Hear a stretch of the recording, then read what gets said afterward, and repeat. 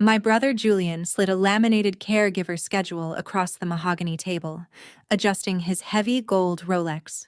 "You are putting your notice in on Monday," he ordered, sipping his $400 Cabernet. "Mom needs full-time care at the state facility. Since you don't have a husband or a real legacy, you have nothing to lose." My name is Brooklyn. I am 32 years old, and for 15 minutes, I sat quietly as my brother casually demanded I sacrifice my forensic accounting career so he could illegally sell our mother's home and leave her on the street to cover his hidden corporate debts. He sneered, waiting for me to cry, break, or submit. But here is what Julian didn't know. While he was busy forging our mother's signature, I had quietly liquidated my entire life savings to purchase the $600,000 primary lien on the very estate he was trying to sell. He thought he was days away from a multi-million-dollar payday. He had no idea I was now the bank, and he had just walked blindly into an inescapable federal trap I had meticulously engineered to destroy him. Before I show you the exact moment I dropped 60 bank receipts on his dinner plate and watched his luxurious life evaporate, please take a second to like and subscribe. Drop your age and local time in the comments below. I read every single one.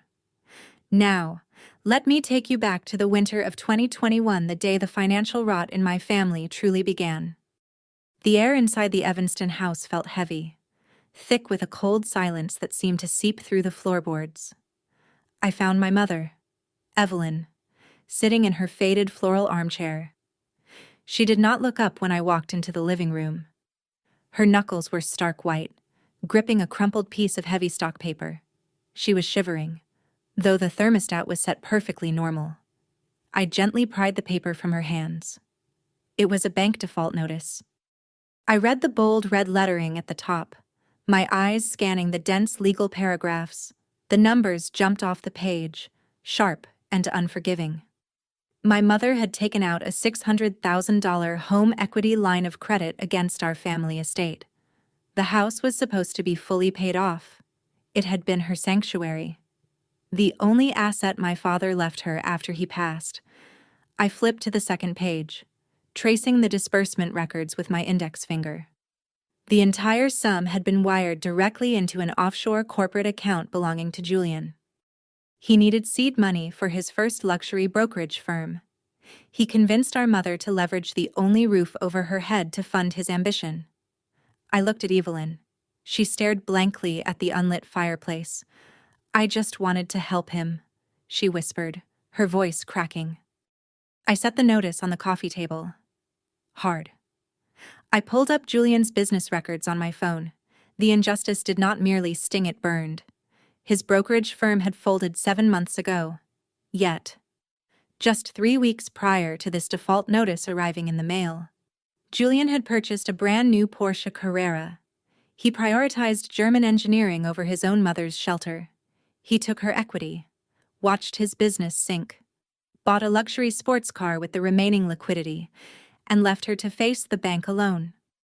To understand how defenseless Evelyn truly was in that moment, you have to understand where the rest of her safety net went.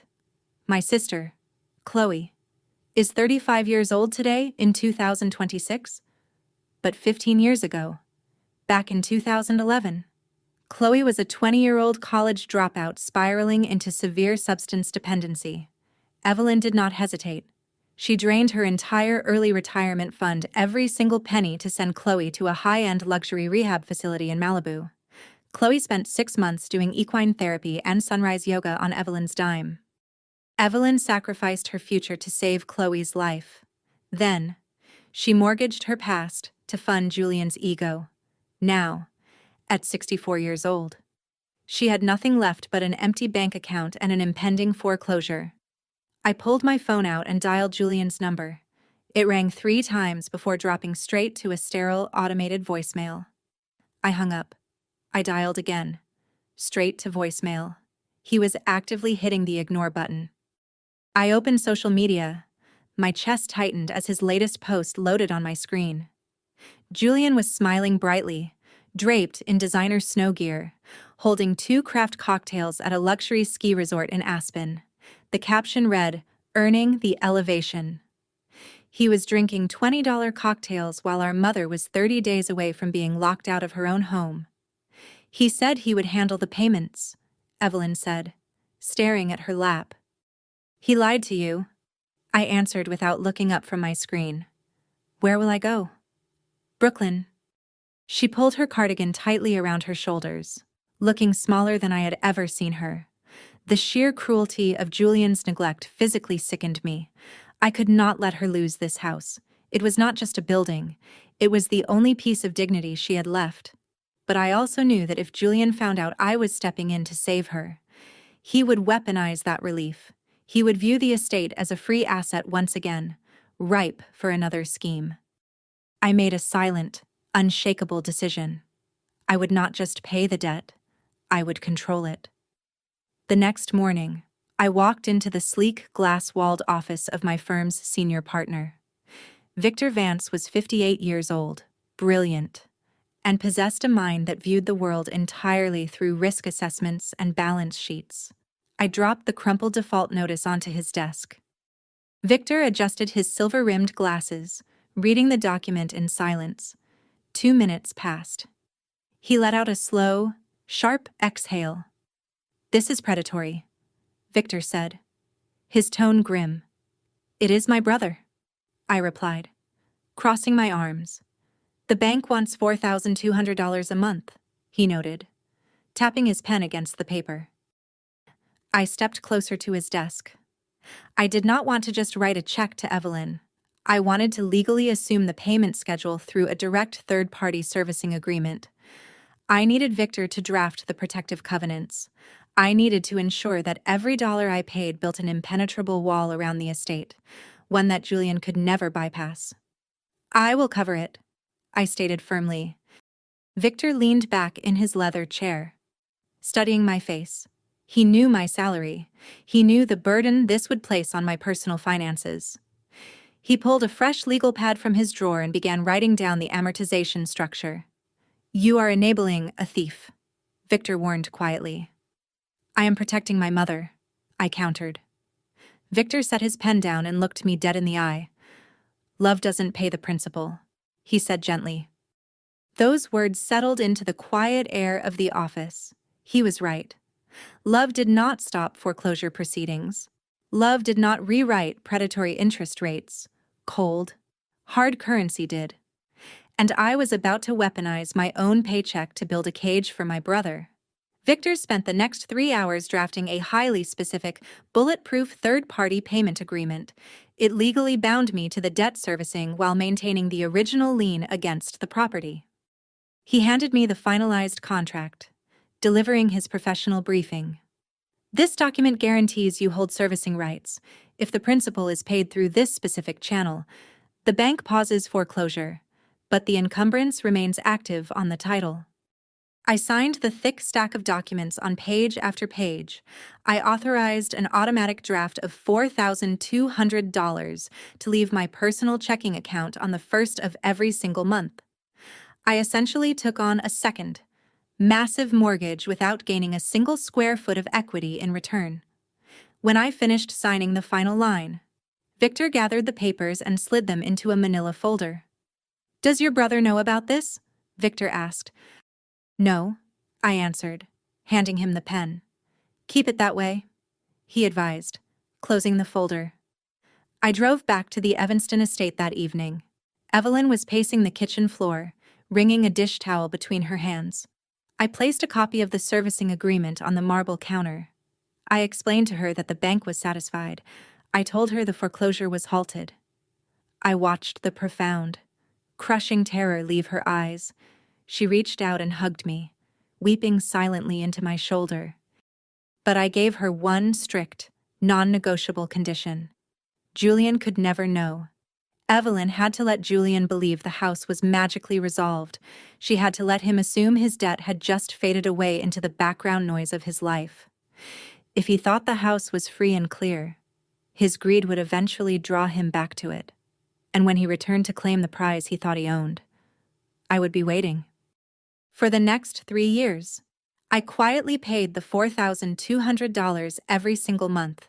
I skipped vacations. I drove a 10-year-old sedan. I poured my annual bonuses directly into the principal balance. The financial strain was immense, but the leverage I was slowly building was worth every sacrificed dollar. Julian never once asked our mother how she survived the default. He never inquired about the bank. He just continued playing the role of the successful luxury broker, posting photos from rooftop bars and networking events across the city. He assumed the consequences of his actions had simply vanished. But financial rot never truly vanishes. It just spreads, quietly infecting everything it touches, until it finds a new host. And 3 years later, Julian's greed mutated, shifting its focus from our mother's shelter to the very last drops of her daily survival funds. 3 years passed. The calendar rolled forward to 2024. But the atmosphere inside the Evanston house remained trapped in a perpetual state of quiet anxiety. I spent my Thursday afternoons working remotely from Evelyn's kitchen island, running forensic audits for my firm while keeping a watchful eye on her mail. Her pension checks were shrinking. The cost of groceries and utilities climbed steadily. I already covered the $4,200 mortgage quietly, but her daily survival depended entirely on that fixed income. The crunch of tires on the gravel driveway broke the afternoon silence. I looked through the bay window. A gleaming white Range Rover parked directly across the front walkway. The license plate frame flashed the logo of a luxury dealership. Chloe stepped out. My sister looked the part of a thriving wellness influencer.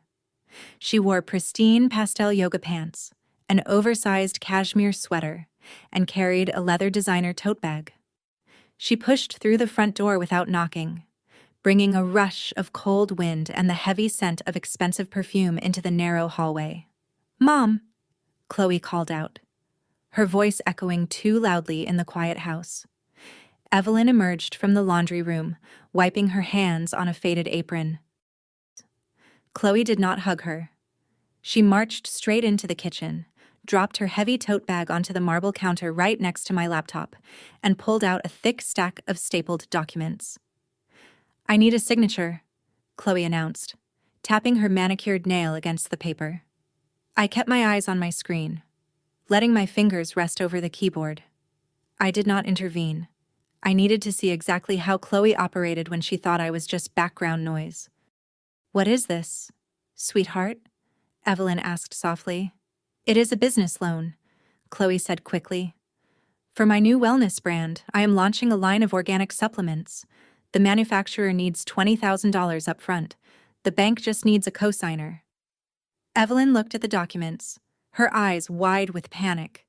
She took a step back, bumping lightly against the refrigerator door. "Chloe, I cannot cosign a loan," Evelyn stammered. "It is just a formality," Chloe pressed, leaning across the counter.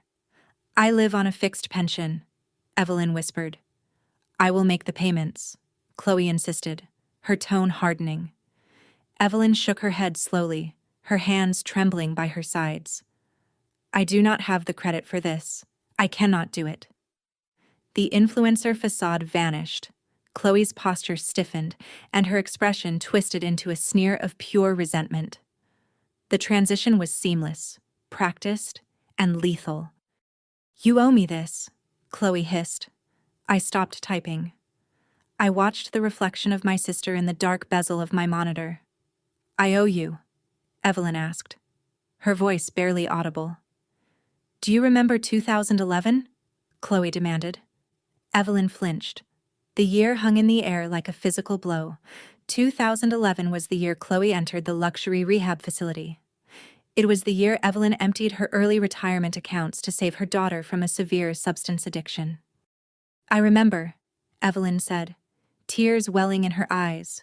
"You were never home," Chloe yelled, slamming her hand flat against the marble. "You worked late every single night. You left me alone. My therapist said my addiction stems directly from maternal abandonment. You broke me, Mom." The cruelty was staggering. Evelyn worked double shifts at the city clerk's office throughout our childhood, specifically to keep food on the table after our father died. Chloe was rewriting history, weaponizing Evelyn's ultimate sacrifice, and branding it as neglect. Evelyn physically shrank, her shoulders caved inward. She covered her mouth with her trembling hand, stifling a heavy sob. "I did my best," Evelyn cried out. "Your best put me in rehab," Chloe snapped back. I gripped the edge of the kitchen island, the urge to stand up, grab the loan documents, and throw Chloe out the front door burned in my chest. But a forensic accountant knows that interrupting a crime only teaches the criminal to hide their tracks better. If I threw Chloe out, she would just corner Evelyn when I was not around. I needed to see the transaction complete. I needed the paper trail. "Please," Evelyn sobbed, wrapping her arms around herself. "I cannot co-sign the loan, but I can give you some cash. Just to help." Chloe's anger evaporated instantly. The rapid shift back to sweetness was chilling to witness. "Whatever you can spare," Chloe said softly. Evelyn shuffled over to the kitchen drawer. She pulled out her worn leather checkbook. Her hands shook so violently she could barely hold the pen. I watched her write the numbers. $5,000. It was nearly her entire remaining pension distribution for the month. It was grocery money. It was utility money. It was her remaining lifeline. Evelyn tore the check from the ledger and handed it over. Chloe snatched the paper, folding it neatly into her designer tote. "Thank you, Mom." Chloe smiled brightly. "I will pay you back. Promise." She turned on her heel and walked out the front door. The Range Rover started up, the heavy engine rumbling down the driveway before fading into the distance. Evelyn collapsed into the kitchen chair, burying her face in her hands. She wept openly, the sound echoing off the tile walls. I stood up, poured a glass of water, and set it gently in front of her.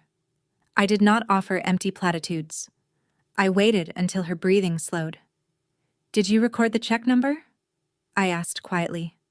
Evelyn nodded, pushing the open ledger across the table toward me. I carried the ledger back to my laptop. I had secured authorized administrative access to Evelyn's banking portal 3 years ago when I took over the mortgage payments. I logged into the online dashboard. I set a tracking alert on the $5,000 check, waiting for the clearinghouse to process the transaction. The wait took exactly 48 hours. On Saturday morning, the notification chimed on my phone. The check had cleared. I opened the detailed transaction view. Forensic accounting is not about looking at the money, it is about looking at the metadata attached to the money. I downloaded the scanned image of the cashed check provided by the bank. I flipped to the digital endorsement on the back. I expected to see the name of Chloe's fictitious wellness brand. I expected a registered corporation, or at the very least, Chloe's personal signature. I saw neither. I zoomed in on the routing and account numbers stamped under the endorsement line. The numbers looked familiar. Too familiar. I opened a second encrypted window on my monitor, pulling up the historical data from Evelyn's 2021 mortgage default. I cross-referenced the digits. They matched perfectly. The check was not deposited into Chloe's account. It was deposited directly into Julian's primary checking account. The realization hit me like a rush of ice water. Chloe did not have a wellness brand. She was not trying to launch organic supplements. She was a mule. Julian was using her to extract the very last drops of cash from our mother's pension. He knew Evelyn would never write him a check after the brokerage firm collapsed, so he dispatched Chloe to weaponize her past and extort the funds on his behalf. My brother was not just a negligent son, he was an active, calculating financial predator. I tightened my grip on my computer mouse. My knuckles turned white. I pressed the shortcut keys, capturing a high-resolution screenshot of the routing data and the stamped endorsement. I saved the file to my secure drive, placing the first solid brick in the wall of evidence I was about to build. Julian thought he was untouchable. He thought the money was untraceable. He was wrong. 3 days after uncovering the routed pension check, a sharp knock rattled my apartment door. The digital clock on my microwave glowed 11:14 at night. I tightened the belt of my robe and looked through the peephole. It was Leo. My youngest brother was exactly 19 years old. He was a quiet college sophomore who possessed a habit of fading into the background of our family's chaos. He stood under the flickering hallway light, rain soaking the shoulders of his thin jacket. His skin was pale, devoid of its usual color, his chest hitched with uneven breaths. I unlocked the deadbolt and pulled the door open. He stepped inside without a word. He kept his hands shoved deep inside his jacket pockets. "You are soaking wet," I said softly, reaching for a towel. "I found something," Leo whispered, his voice trembling. He pulled his right hand out of his pocket. His fingers grasped a folded piece of heavy stock legal paper. The edges were slightly crumpled, bearing the faint dampness of the rain. I took the towel, draped it over his shivering shoulders, and accepted the paper from his hand. I guided him to the kitchen island. I poured a glass of water and set it on the granite counter. "Where did you get this?" I asked, pulling out a bar stool for him. "I went to Julian's house," Leo explained, staring at the water. "My printer broke tonight." He detailed how he had a sociology term paper due at midnight. The deadline forced him to use Julian's home office while our older brother was out at a networking dinner. "I lifted the scanner lid," Leo said, his hands shaking. "This was on the glass." I flattened the heavy stock paper against the counter. My eyes scanned the bold lettering across the top margin. "Durable power of attorney." The breath caught in my throat. I traced the typed paragraphs, translating the sterile legal jargon into the terrifying reality it represented. This was not a standard, limited financial proxy. This was a sweeping, unilateral surrender of human autonomy. I read the core clause aloud, keeping my tone strictly analytical.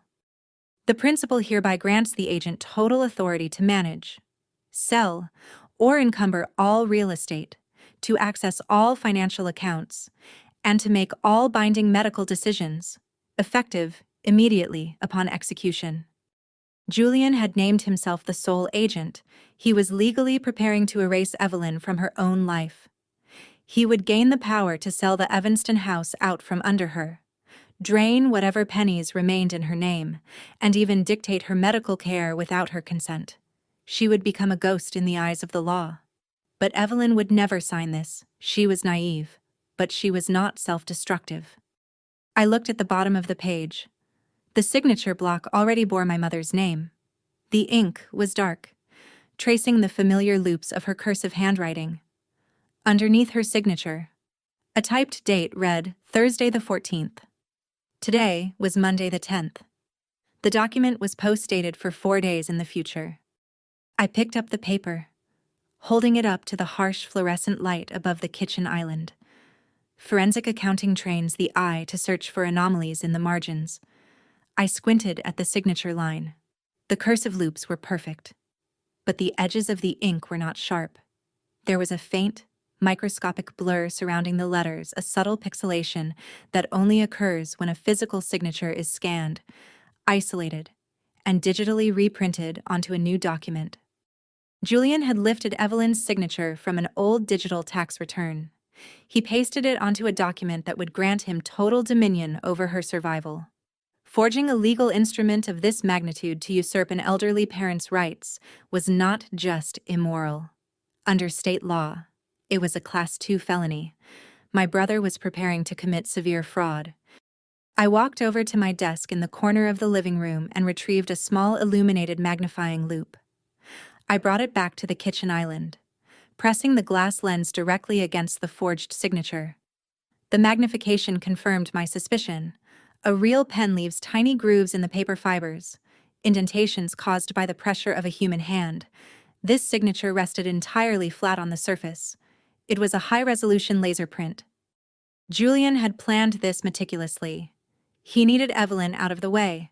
If he held power of attorney, he could bypass the bank, bypass any legal challenges, and unilaterally authorize the sale of the Evanston estate. He still thought the house was free of debt, unaware of the shadow payments I had been making for 3 years. He believed he was steps away from cashing out a 7-figure equity check. And to do it, He was willing to strip his own mother of her fundamental rights. If Evelyn suffered a medical emergency, Julian would hold the authority to deny care. If she needed her pension for groceries, Julian could legally freeze her accounts.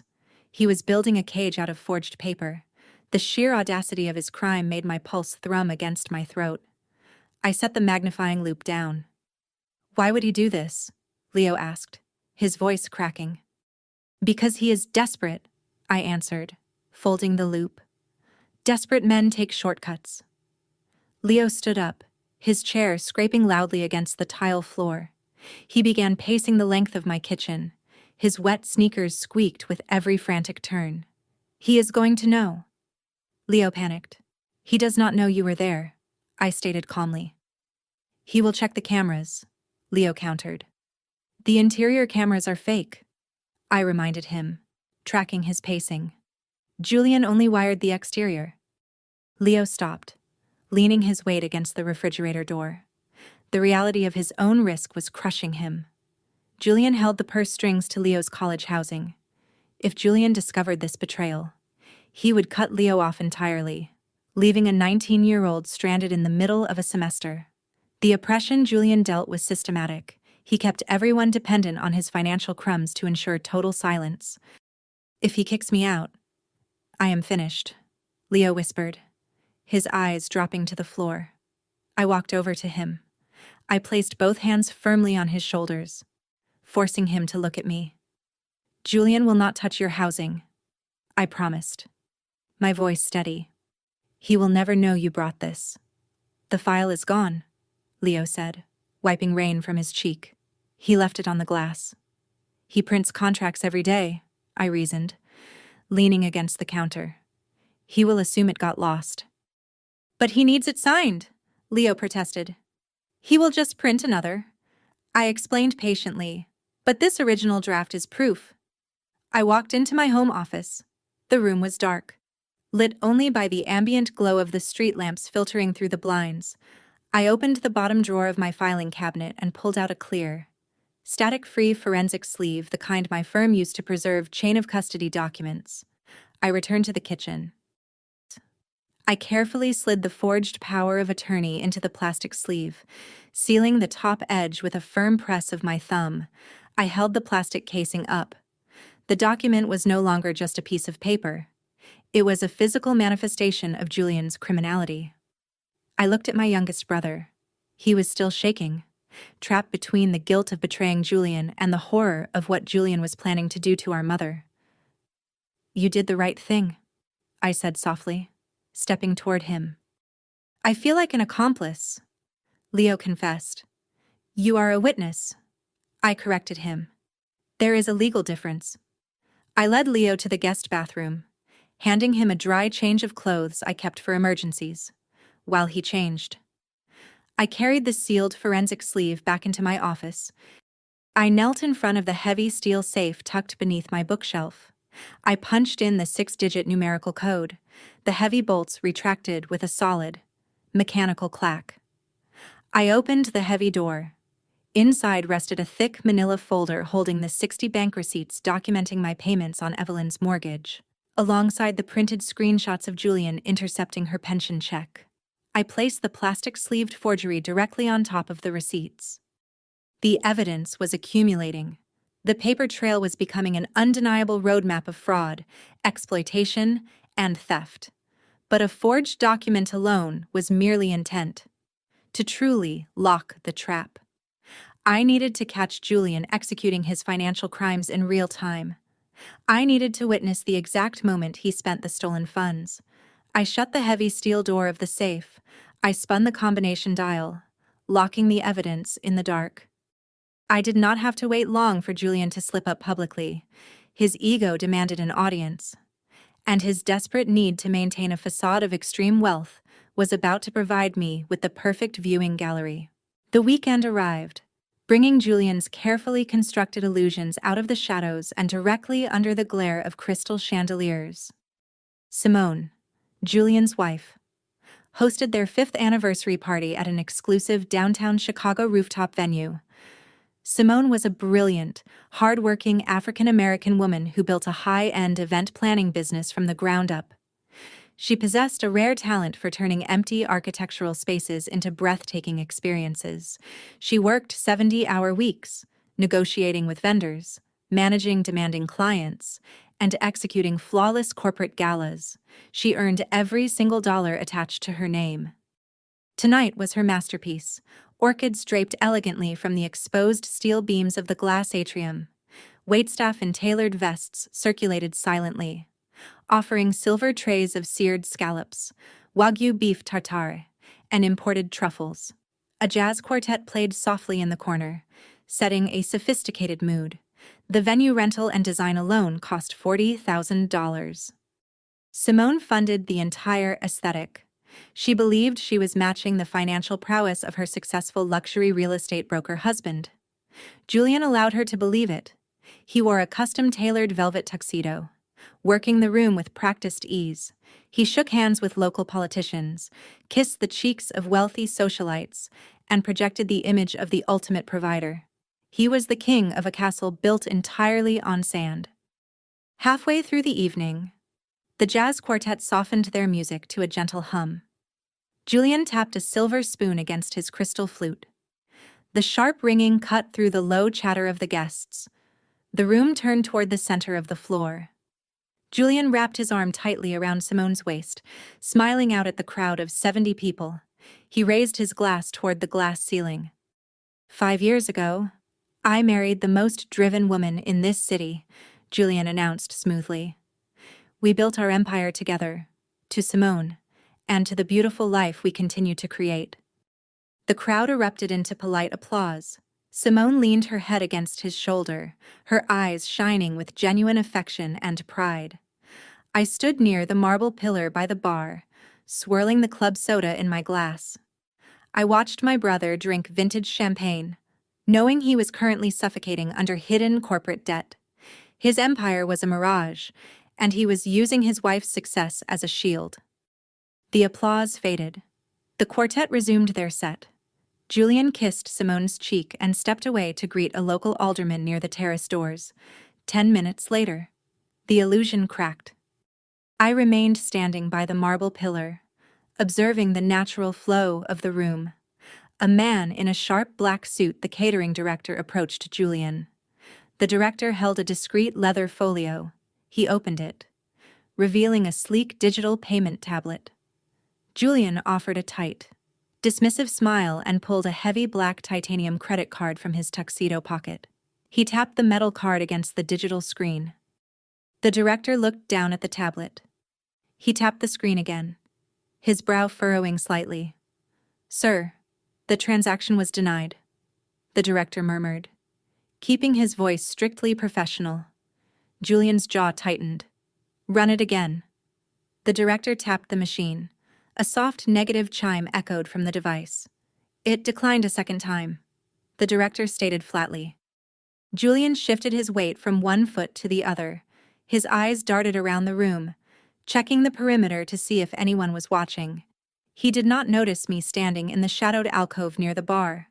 The arrogance drained from his posture, replaced by a sudden, sharp panic. "Give me 1 minute," Julian instructed, his voice dropping a full octave. He stepped away from the terrace doors and retreated into the dimly lit hallway near the coat check. I followed at a safe distance, keeping my footsteps light on the marble floor. I stayed just out of his line of sight, pressing my back against the textured wall. Julian leaned against the patterned wallpaper. He pulled out his phone. His thumbs flew across the illuminated screen with frantic, desperate speed. His breathing grew shallow and erratic. Sweat gathered at his temples, threatening to ruin his pristine presentation. I knew exactly what that panic looked like. It was the terror of a man whose financial shell game was collapsing in real time. If the caterer walked up to Simone for the payment, Julian's entire facade would shatter. Simone would demand to know why a man who claimed to close multi-million-dollar deals could not cover a standard catering invoice. I did not intervene. I waited in the silence of the alcove. 5 minutes passed. Julian let out a ragged, heavy sigh of relief. He pocketed his phone, smoothed the velvet lapels of his tuxedo, and walked back into the main room. He approached the catering director, offering a relaxed, polished smile. "Just a fraud alert on the account." Julian lied smoothly. "Try it now." The director tapped the card. A pleasant, affirmative chime signaled the approval. The director nodded, closed the leather folio, and disappeared through the swinging kitchen doors. Julian wiped a bead of sweat from his forehead. He took a deep breath and walked back toward Simone, seamlessly slipping back into character. I pulled my phone from my clutch. My pulse drummed a steady, heavy rhythm against my ribs. I opened my encrypted banking application, because I legally handled the $4,200 monthly mortgage payment on the Evanston estate. I maintained authorized administrative access to Evelyn's financial accounts. I needed to see exactly how Julian produced the funds to clear a luxury catering invoice in less than 5 minutes. I bypassed the dual-factor security protocols and opened my mother's primary pension ledger. The numbers loaded on the glowing screen. The injustice hit me with the force of a physical strike, stealing the breath from my lungs. A pending wire transfer sat at the very top of Evelyn's transaction history, $15,000. The money had just exited her dwindling pension reserve. I clicked the Details tab.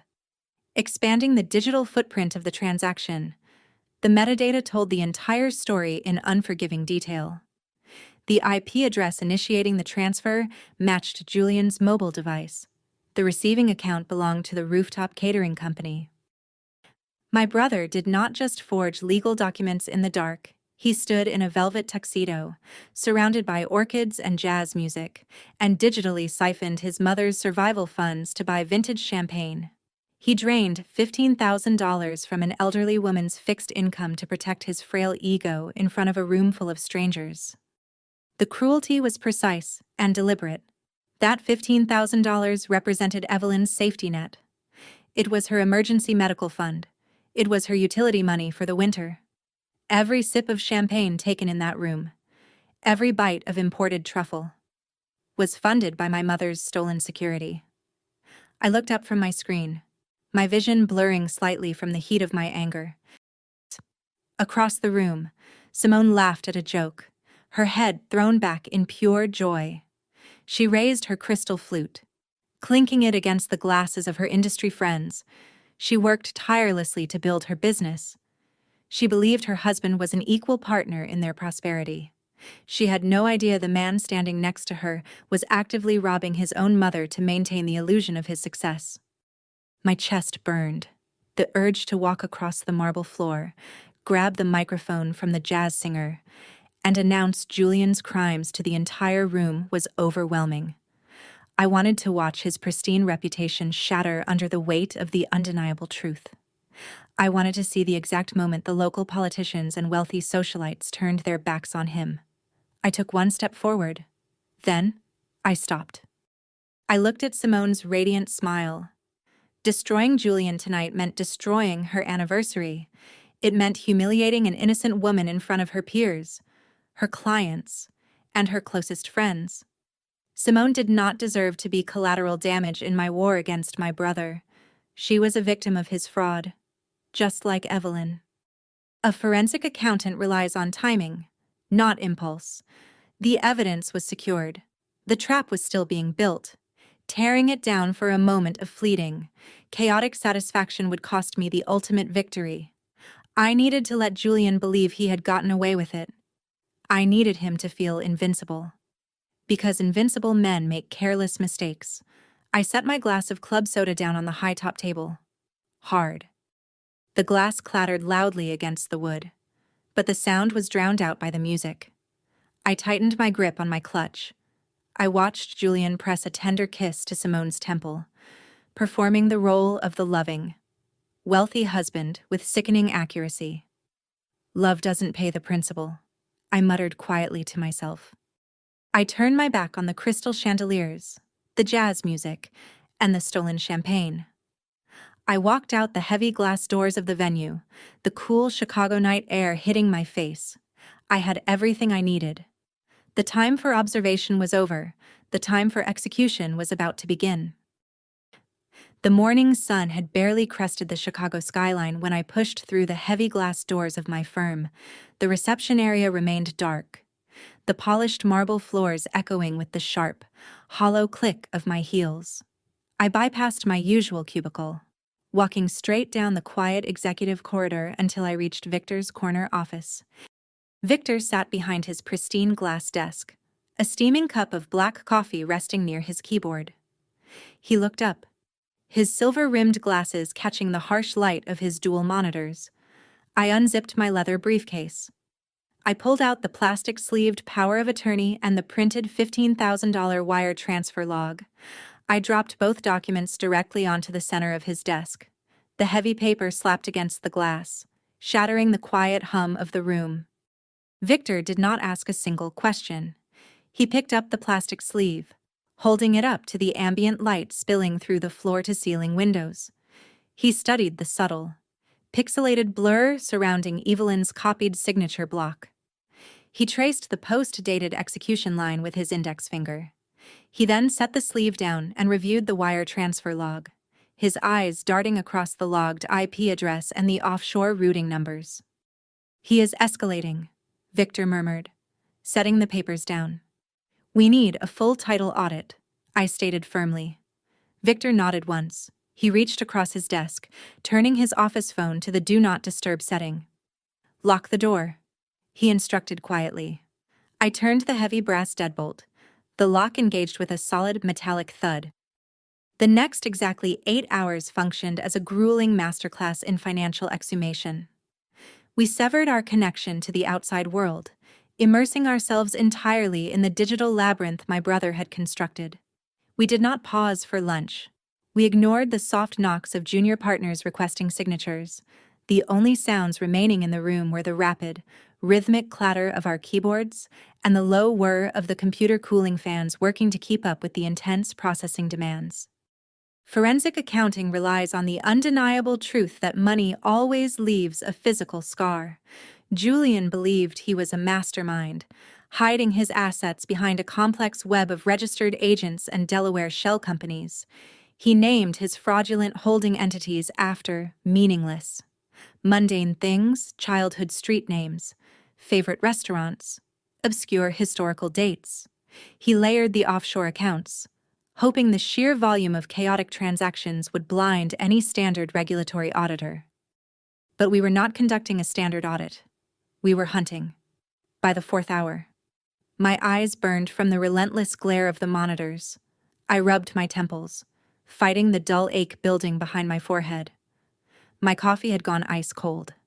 I tracked a series of small disguised wire transfers moving from local Chicago banks to encrypted accounts in the Cayman Islands. Every traced transfer chipped away at the velvet tuxedo illusion Julian paraded around in public. By the 6th hour, the fragmented numbers finally aligned into a single, undeniable ledger. The facade collapsed entirely, revealing the terrifying financial crater beneath his feet. Julian was drowning in $1.2 million of high-yield corporate debt. He had taken out aggressive mezzanine loans to cover the operational losses of his failing luxury brokerage firm. He collateralized assets he did not actually own, promising impossible, inflated returns to private lenders. These creditors were not standard banking institutions. These were private equity sharks who did not tolerate missed deadlines or renegotiated terms. The principal was due in less than 60 days. The $15,000 theft from Evelyn's pension was not a calculated long-term investment. It was a desperate, panicked gasp for air to keep his lifestyle afloat for just one more weekend. But $1.2 million required a permanent, catastrophic solution. By the 7th hour, the afternoon sunlight shifted, casting long, sharp shadows across Victor's glass desk. We pivoted our search parameters from Julian's corporate filings to the Cook County Assessor's database and private title registries. If my brother was willing to shoulder the immense legal risk of forging a durable power of attorney, he intended to liquidate real estate.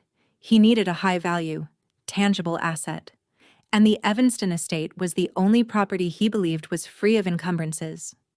At exactly 2 in the afternoon, The steady rhythm of Victor's typing stopped. "Look at this screen," Victor said, his tone dropping to a dangerous register. I pushed my chair across the carpet, rolling directly next to his desk. He pointed his silver pen at a highlighted row on his second monitor. It was a pending escrow file, flagged deep within a secondary market real estate database. "What is that?" I asked, leaning closer to the monitor.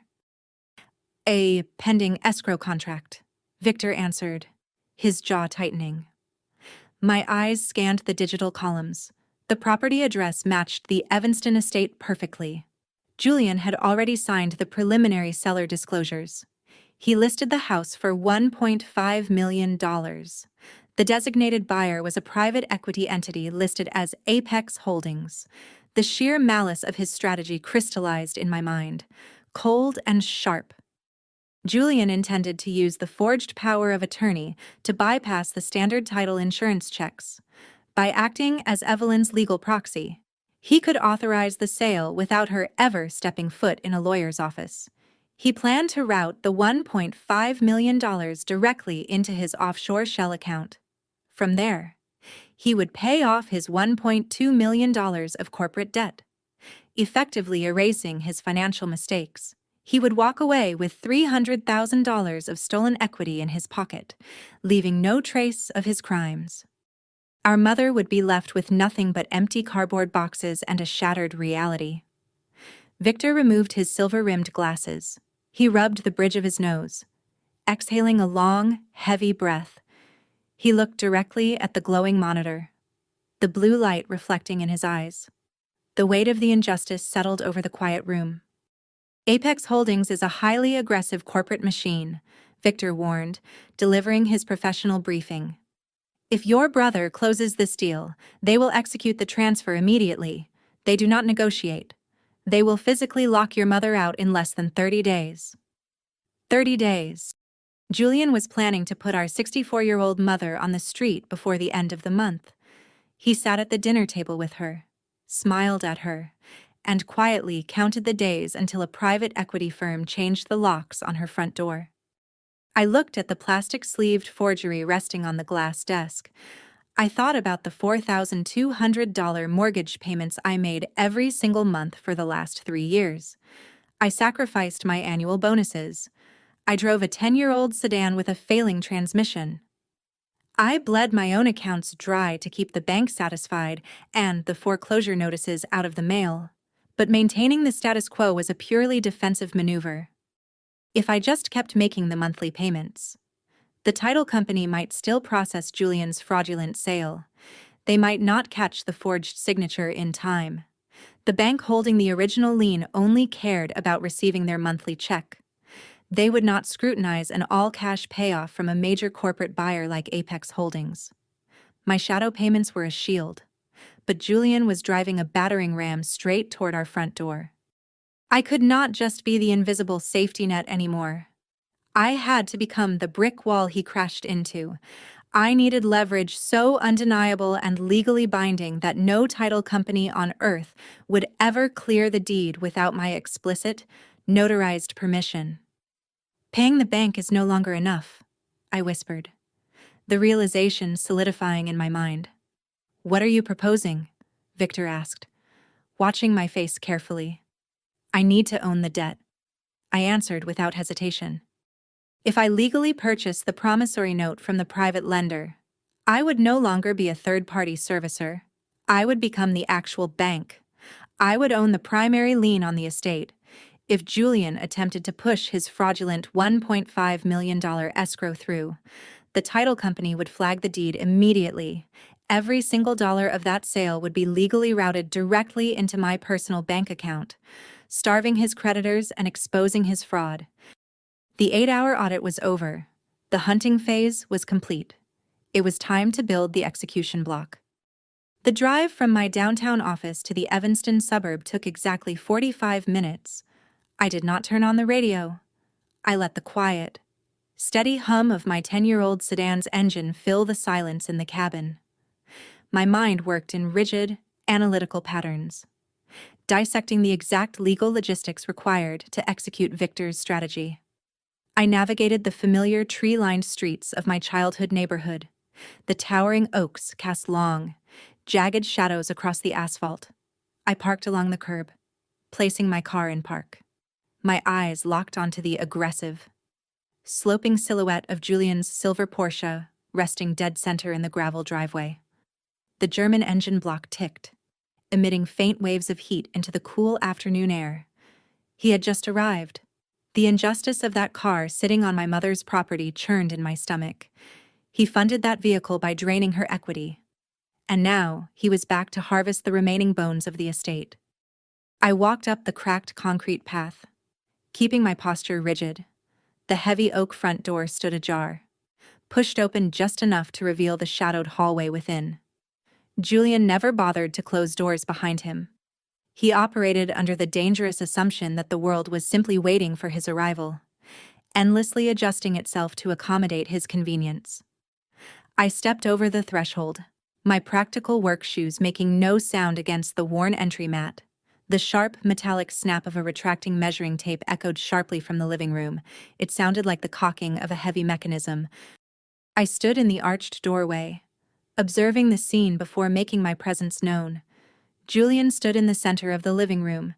He wore a tailored navy suit, the jacket unbuttoned, exposing a crisp white shirt and a loosened silk tie. He stretched a yellow steel tape measure across the width of the brick fireplace. He scribbled a set of dimensions onto a glowing digital tablet. He did not look at the framed family photographs lining the mantel. He did not notice the small ceramic figurines Evelyn collected for 3 decades. He looked only at square footage. He was calculating the staging dimensions for the private equity buyers at Apex Holdings. He was mentally tearing down the drywall, treating our childhood home like a sterile commercial asset waiting for a bulldozer. Evelyn sat rigid in her faded floral armchair near the bay window. She did not speak. Her thin hands gripped the worn fabric of the armrest so tightly her knuckles turned a stark, translucent white. Julian let the steel tape measure snap back into its heavy plastic casing. He walked over to the armchair, his posture stiff, efficient, and devoid of any human warmth. He pulled a glossy, trifold brochure from the inner pocket of his suit jacket. He dropped it directly onto Evelyn's lap. The thick paper landed with a soft, dismissive thud against her knees. "You are moving next Friday," Julian stated, his tone clinical and sharp. Evelyn stared down at the glossy paper. She did not reach for it. I stepped slightly closer to the archway, angling my sightline to read the bold block lettering printed across the front flap. It was a marketing pamphlet for a state-run, low-income care facility located 2 hours outside the city limits. The cover featured a generic stock photo of a sterile, linoleum-floored hallway lit by harsh fluorescent bulbs. It was the kind of facility where residents were reduced to identification numbers and scheduled meals. "This house is too much for you to handle," Julian continued, tapping his digital tablet. "The stairs are a hazard. I secured a bed for you in a subsidized wing. The state will cover your room." Evelyn squeezed her eyes shut. A single, heavy tear escaped, tracing a slow path down her wrinkled cheek. She did not raise her voice to protest. She simply retreated inward, shrinking beneath the suffocating weight of his calculated cruelty. He was banishing her to a cinder-block room 2 hours away so he could forge her signature, bypass the title company, and liquidate the ground she stood on. He was stripping her of her autonomy to cover his own corporate debt. I stepped out of the shadows of the hallway and into the natural light spilling through the living room windows. "She is not moving anywhere," I said evenly. Julian pivoted on his heel. He blinked, visibly startled to see me standing there in the middle of a Tuesday afternoon. He quickly recovered, his surprise melting seamlessly into a familiar, deeply condescending sneer. He slid the digital tablet under his left arm. He looked me up and down, his eyes lingering mockingly on my plain wool coat and unstyled hair. He viewed me not as a sibling, but as a minor administrative hurdle. He was entirely unaware of the grueling 8-hour forensic audit I had just completed. He did not know I had memorized the offshore routing numbers of his Cayman Island shell companies. He believed I was just the quiet sister who balanced spreadsheets and stayed out of his way. You need to be realistic. Julian sighed, adjusting his heavy gold watch. Mom cannot live here alone. She is not alone, I answered, keeping my hands perfectly still at my sides. Julian let out a sharp, abrasive laugh. He walked toward me, closing the physical distance until he stood barely 2 feet away. He leaned in, his expensive cologne thick and suffocating in the enclosed space. Then you pack the boxes, Julian commanded, pointing a rigid finger at my collarbone. I held his gaze, refusing to step backward. You need to submit your resignation, he pressed, his voice dropping to a low, mocking whisper. Quit your firm, move in here, pack her belongings and load the truck. Because unlike me, you do not have a spouse or a real legacy. You have nothing to lose. The words hung in the air, toxic and heavy. You have nothing to lose. He actively weaponized my independence, twisting my single status into a binding mandate for servitude. He expected me to shatter under the insult.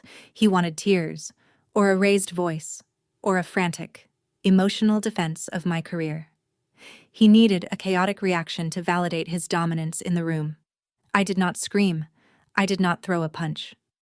I walked past him, ignoring his physical presence entirely. I knelt beside Evelyn's armchair. I gently picked up the glossy trifold brochure from her trembling lap. The paper felt slick and cheap under my fingertips. I stood back up, holding the brochure out toward Julian.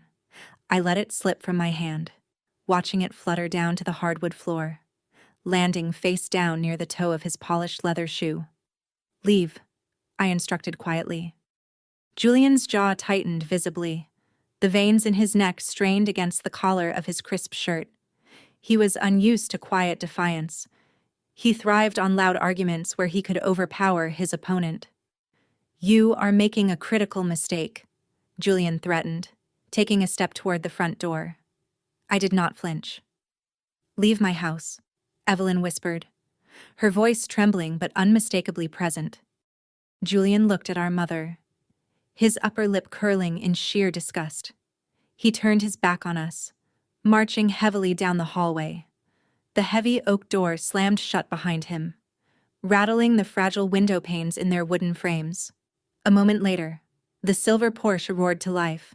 The heavy tires spun aggressively on the gravel driveway, spitting loose stones onto the front lawn as he sped away from the property. The silence returned to the living room, heavy and fractured. Evelyn covered her face with both hands, her narrow shoulders shaking with silent, exhausted sobs. I knelt beside her once more. I placed my hand firmly over hers, applying a steady, grounding pressure. I did not offer a hollow, optimistic comforts. I did not tell her everything was going to be fine, because nothing was fine. We were standing in the direct blast radius of a financial predator. I will fix this, I promised, looking directly into her tear-filled eyes. I stood up and walked into the kitchen, the cool tile steadying my steps. I pulled my phone from my coat pocket. The time for defensive posturing was officially over. The state-run facility brochure acted as the final catalyst. Julian was rapidly accelerating his timeline. If he had a state-funded bed waiting for her next Friday, it meant the private equity firm was preparing to wire the $1.5 million by Monday morning. I had less than 1 week to build a legal wall he could not bypass. I scrolled through my encrypted contact list. I bypassed the standard customer service numbers. I found the direct, private extension for the senior vice president of the lending institution, the executive who personally managed the $600,000 home equity line of credit encumbering this exact estate. I tapped the glowing screen. The line rang twice, the digital tone sharp against my ear. Lending desk. This is Marcus. A deep, corporate voice answered through the receiver. I stared out the kitchen window, watching the gray dust settle over the empty driveway. My name is Brooklyn Adler, I said, my voice cold, exact, and stripped of all hesitation. I need to purchase a promissory note. 72 hours later, I systematically dismantled my entire financial future. I sat in my quiet apartment, the blue glow of my monitor illuminating the dark room.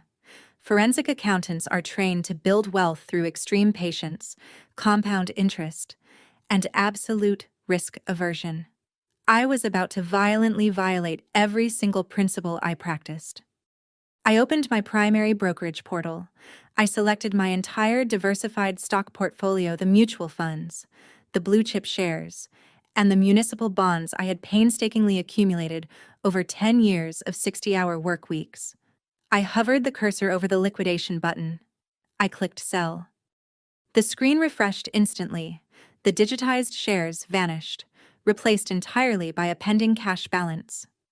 Next, I dialed my retirement plan administrator. I ordered an immediate, total cash out of my 401k account. The voice on the other end of the line warned me of the brutal early withdrawal penalties. I would lose nearly 40% of my net worth to federal taxes and early exit fees alone. I did not care. I authorized the transfer without a second thought. I needed $600,000 in liquid, certified cash. My decimated savings only covered 2/3 of the principal. The remaining gap was closed by Victor. He did not ask me for collateral. He did not draft a complex repayment schedule. He simply wired $200,000 of his own personal capital into my holding account, securing the massive loan with nothing but a handshake and his unwavering trust in my audit. The private lending institution occupied the 42nd floor of a towering glass monolith in the heart of the financial district. I stepped off the elevator, my practical heels sinking slightly into the plush, slate-gray carpet. A receptionist guided me down a quiet corridor and pushed open the heavy double doors of the primary boardroom. The room smelled of lemon oil, ozone, and expensive leather. A massive mahogany table anchored the space, stretching beneath a row of modern pendant lights. Marcus waited at the far end of the table. He was a senior vice president of asset recovery. He wore a sharp, charcoal gray suit, and his eyes carried the tired, calculating look of a man who spent his life analyzing distressed debt. He stood up, offering a firm, practiced handshake. "Please sit down, Miss Adler," Marcus said, gesturing toward a heavy leather chair. "Thank you for seeing me on such short notice," I replied, taking my seat. He opened a thick manila folder, arranging several stacks of watermarked legal paper across the polished wood. To Marcus, my mother's home equity line of credit was nothing more than an irritating red mark on his quarterly risk assessment, even though I had flawlessly executed the $4,200 shadow payments for 36 months. The original borrower, my mother, had technically defaulted 3 years prior. The loan existed in a perpetual state of high-risk forbearance. Corporate banks despise forbearance. They crave immediate liquidity. "I have reviewed the incoming wire transfers," Marcus stated, tapping his silver pen against the open folder. "Are the funds fully cleared?" I asked, keeping my posture perfectly rigid. "They are fully cleared," he confirmed, leaning forward. He steepled his fingers, studying my face with mild professional curiosity. Buying secondary mortgage debt on a family estate in cash was an incredibly rare maneuver. I was purchasing the promissory note at its exact par value, $600,000.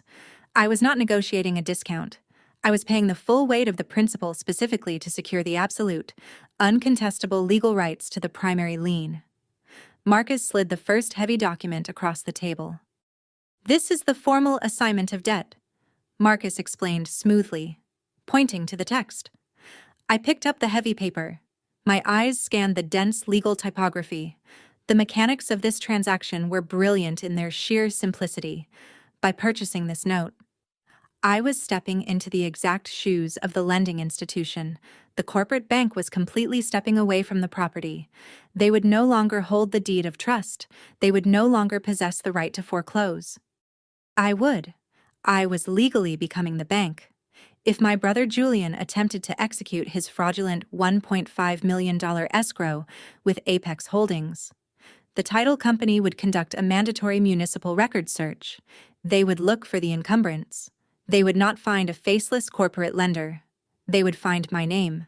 The title company would be legally paralyzed. They could not transfer the deed to the private equity buyers until the primary lien holder me was paid in full. The $1.5 million would not route into Julian's offshore Cayman Islands shell accounts. The funds would legally route directly to my personal routing number.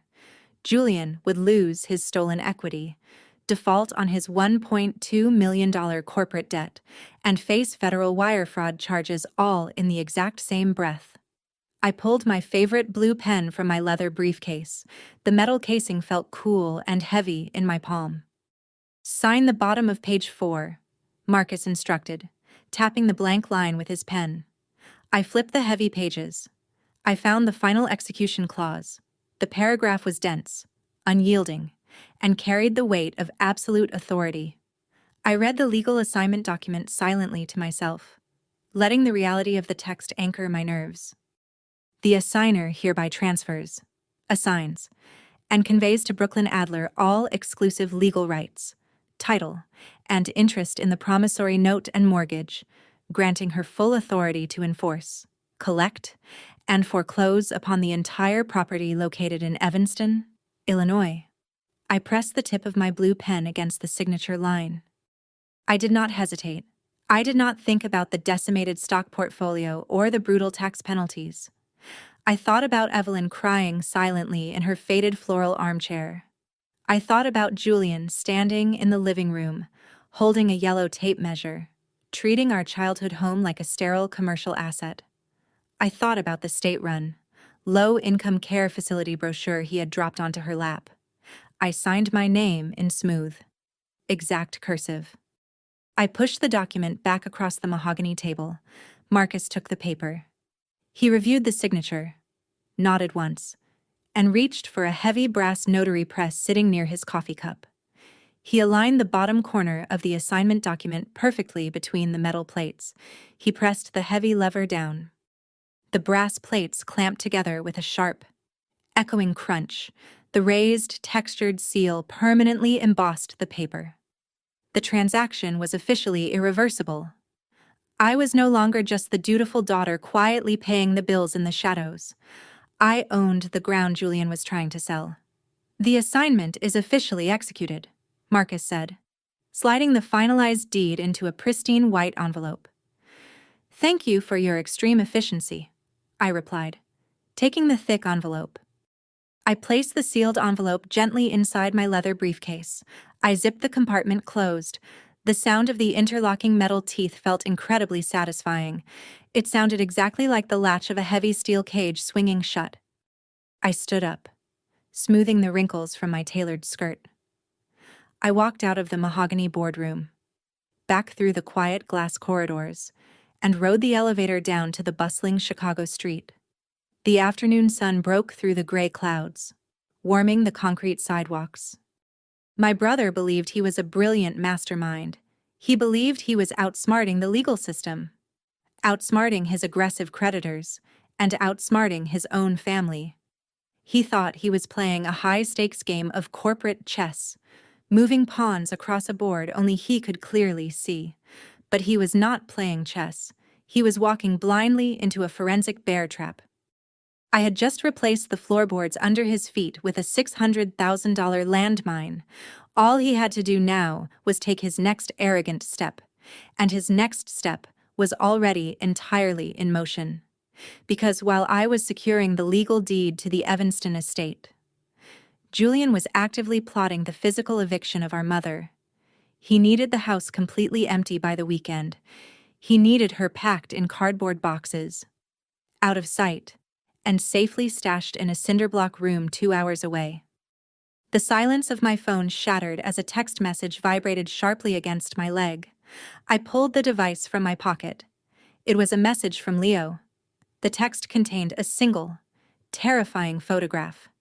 It was a picture of a commercial moving truck rental agreement, printed boldly on Julian's home office stationery. The reservation date was set for this coming Saturday. The drop-off location was the exact state-run facility from the glossy brochure. My brother was coming for her. I locked my phone screen. The time for quiet. Background accounting was over. The physical collision was imminent. The physical collision was imminent. But before I could even begin to formulate a strategy to intercept the commercial moving truck, my phone vibrated a second time in the palm of my hand. An incoming call screen replaced the terrifying photograph of the rental agreement. The caller ID flashed Simone's name. I answered the call. Her voice on the other end was fractured, stripped of its usual commanding cadence. She asked me to meet her immediately. We met at an independent coffee shop tucked into a narrow, exposed brick alleyway in the West Loop.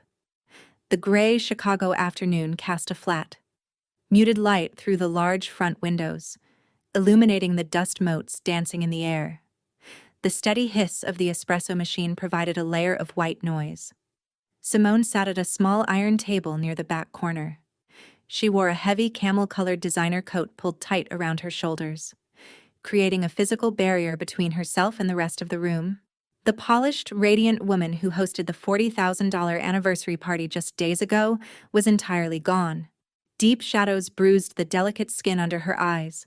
Her hands, usually manicured and remarkably steady, gripped a ceramic coffee cup with a pale, trembling tension. I sat across from her, unbuttoning my wool coat. She did not offer a polite greeting. She simply reached into her leather tote and pulled out her silver iPad. "Look at this," Simone whispered, sliding the device across the iron table. "What am I looking at?" I asked, tapping the glass screen to wake it. "My operational ledger," she replied, her voice strained. I adjusted my posture, bringing the glowing screen closer. Simone ran a highly successful, prestigious event planning business. Her profit margins were typically impeccable, meticulously tracked, and always in the black. But the numbers displayed on the spreadsheet painted a grim, terrifying picture. Red deficit markers flagged 3 of her most critical vendor accounts. 2 florists and my primary caterer are threatening lawsuits, Simone explained, rubbing her temples. "Your gross revenue shows record profits," I noted, tracing a line of data with my index finger. "The cash is missing," she said softly. I leaned into the digital columns. Forensic accounting is rarely just a matter of locating misplaced decimals. It is the direct translation of human greed into mathematical logic. When thousands of dollars vanish from a thriving enterprise, they rarely evaporate through simple administrative mismanagement. They bleed out through intentional, hidden arteries. I tapped the transaction history tab, filtering the data by recurring automated withdrawals. A series of identical, unassigned deductions instantly populated the screen. Every Tuesday at 2 in the morning, a precise sum of $4,500 exited Simone's operational account. The ledger categorized these transfers under a generic, innocuous label: facility maintenance. "Do you pay a weekly maintenance fee?" I asked, looking up at her. "My office lease includes all maintenance," Simone answered, shaking her head. The injustice began to crystallize in my mind, cold and sharp.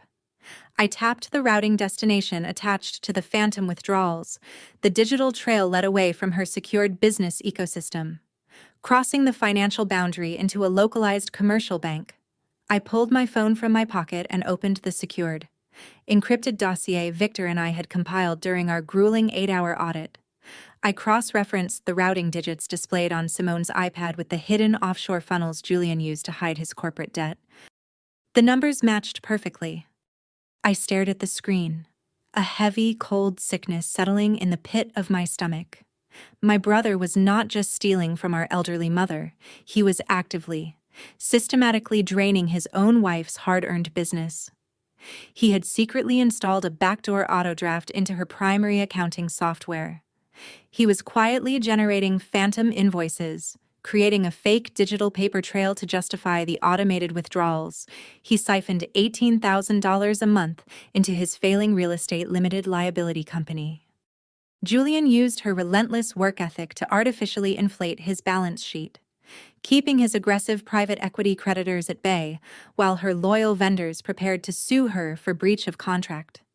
Simone built her high-end brand from the ground up, navigating a highly competitive luxury market that rarely handed out favors.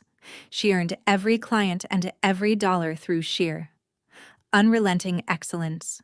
Julian viewed her hard-earned empire as his own personal slush fund. Julian set up a recurring draft, I stated, turning the iPad toward her. Simone stared at the highlighted routing number. Her eyes tracked the digits, her mind racing to connect the pieces. That is his holding company, she breathed, the color draining from her face. He is using your revenue to float his debt, I confirmed gently. Simone's fingers went entirely numb. The ceramic coffee cup slipped from her grasp. It struck the edge of the iron table, tumbling down to the concrete floor. The cup shattered. Sharp shards of white porcelain scattered across the gray pavement. Dark coffee pooled around the toes of her designer boots, soaking into the leather. She did not flinch. She did not reach for a napkin to stop the spill. She just stared at the broken pieces, the physical destruction perfectly mirroring the sudden, catastrophic collapse of her marriage. The betrayal was agonizing to witness. She had spent 5 years building a life with a man she believed was her equal. She funded the luxury vacations. She paid for the extravagant anniversary party. She stood under crystal chandeliers and smiled while he raised a glass to their shared empire. All the while, he was quietly plunging a knife into the financial heart of her company. He treated her not as a partner, but as an automated teller machine. He was willing to let her reputation burn to ashes just to keep his silver Porsche parked in his driveway. He smiled at me this morning, Simone whispered, her voice fracturing on the final word. I reached across the small table, taking her cold hands in mine. I squeezed her fingers, offering a silent, grounding pressure. We are going to stop him, I promised, holding her gaze. Simone closed her eyes. A single tear tracked down her cheek, cutting through the deep exhaustion. When she opened her eyes again, the profound sorrow had hardened into something cold, sharp, and intensely resolute. She pulled a paper napkin from the metal dispenser, wiped her face, and sat up straight. She smoothed the lapels of her camel coat. Tell me exactly what to do, Simone demanded, her tone shifting to pure business. I pulled a small leather notepad from my briefcase. I uncapped my blue pen, writing down a specific, uncompromising sequence of instructions. If we alerted Julian too early, he would scramble his remaining assets, lock Simone out of the shared accounts, and initiate a brutal, scorched earth divorce proceeding. We needed to secure her capital before he even realized the backdoor draft was severed. Tomorrow morning, you walk into a different commercial bank, I instructed, handing her the list. Open a new operational account, sole proprietorship. Only your signature on the authorization cards. Simone reviewed the list, tracing the steps with her eyes. Then I transfer the remaining capital, she asked, looking up. Every single dollar, I confirmed, tapping the paper. Update your vendor payment portals immediately. Then, you sit down with your IT administrator and revoke Julian's administrative access to your bookkeeping software. He will notice the missing draft on Tuesday, she noted, her jaw tightening. He will be too busy to notice? I promised, thinking of the certified note purchase currently resting in my briefcase. I outlined the final, most critical parameter of the strategy. It was the hardest task I could possibly ask of a betrayed spouse. She had to return to their luxury penthouse tonight, sleep in the same bed, and maintain the illusion of a happy, stable marriage. She could not yell. She could not throw his tailored suits onto the street. She had to swallow the toxic poison of his betrayal for just a few more days. You cannot mention a word of this to him until the end of the week, I warned, meeting her eyes. If you confront him now, he will burn the evidence. Simone nodded slowly, folding the piece of paper and slipping it securely into the inner pocket of her coat. She gathered her iPad, the screen now dark, hiding the digital scars of his theft.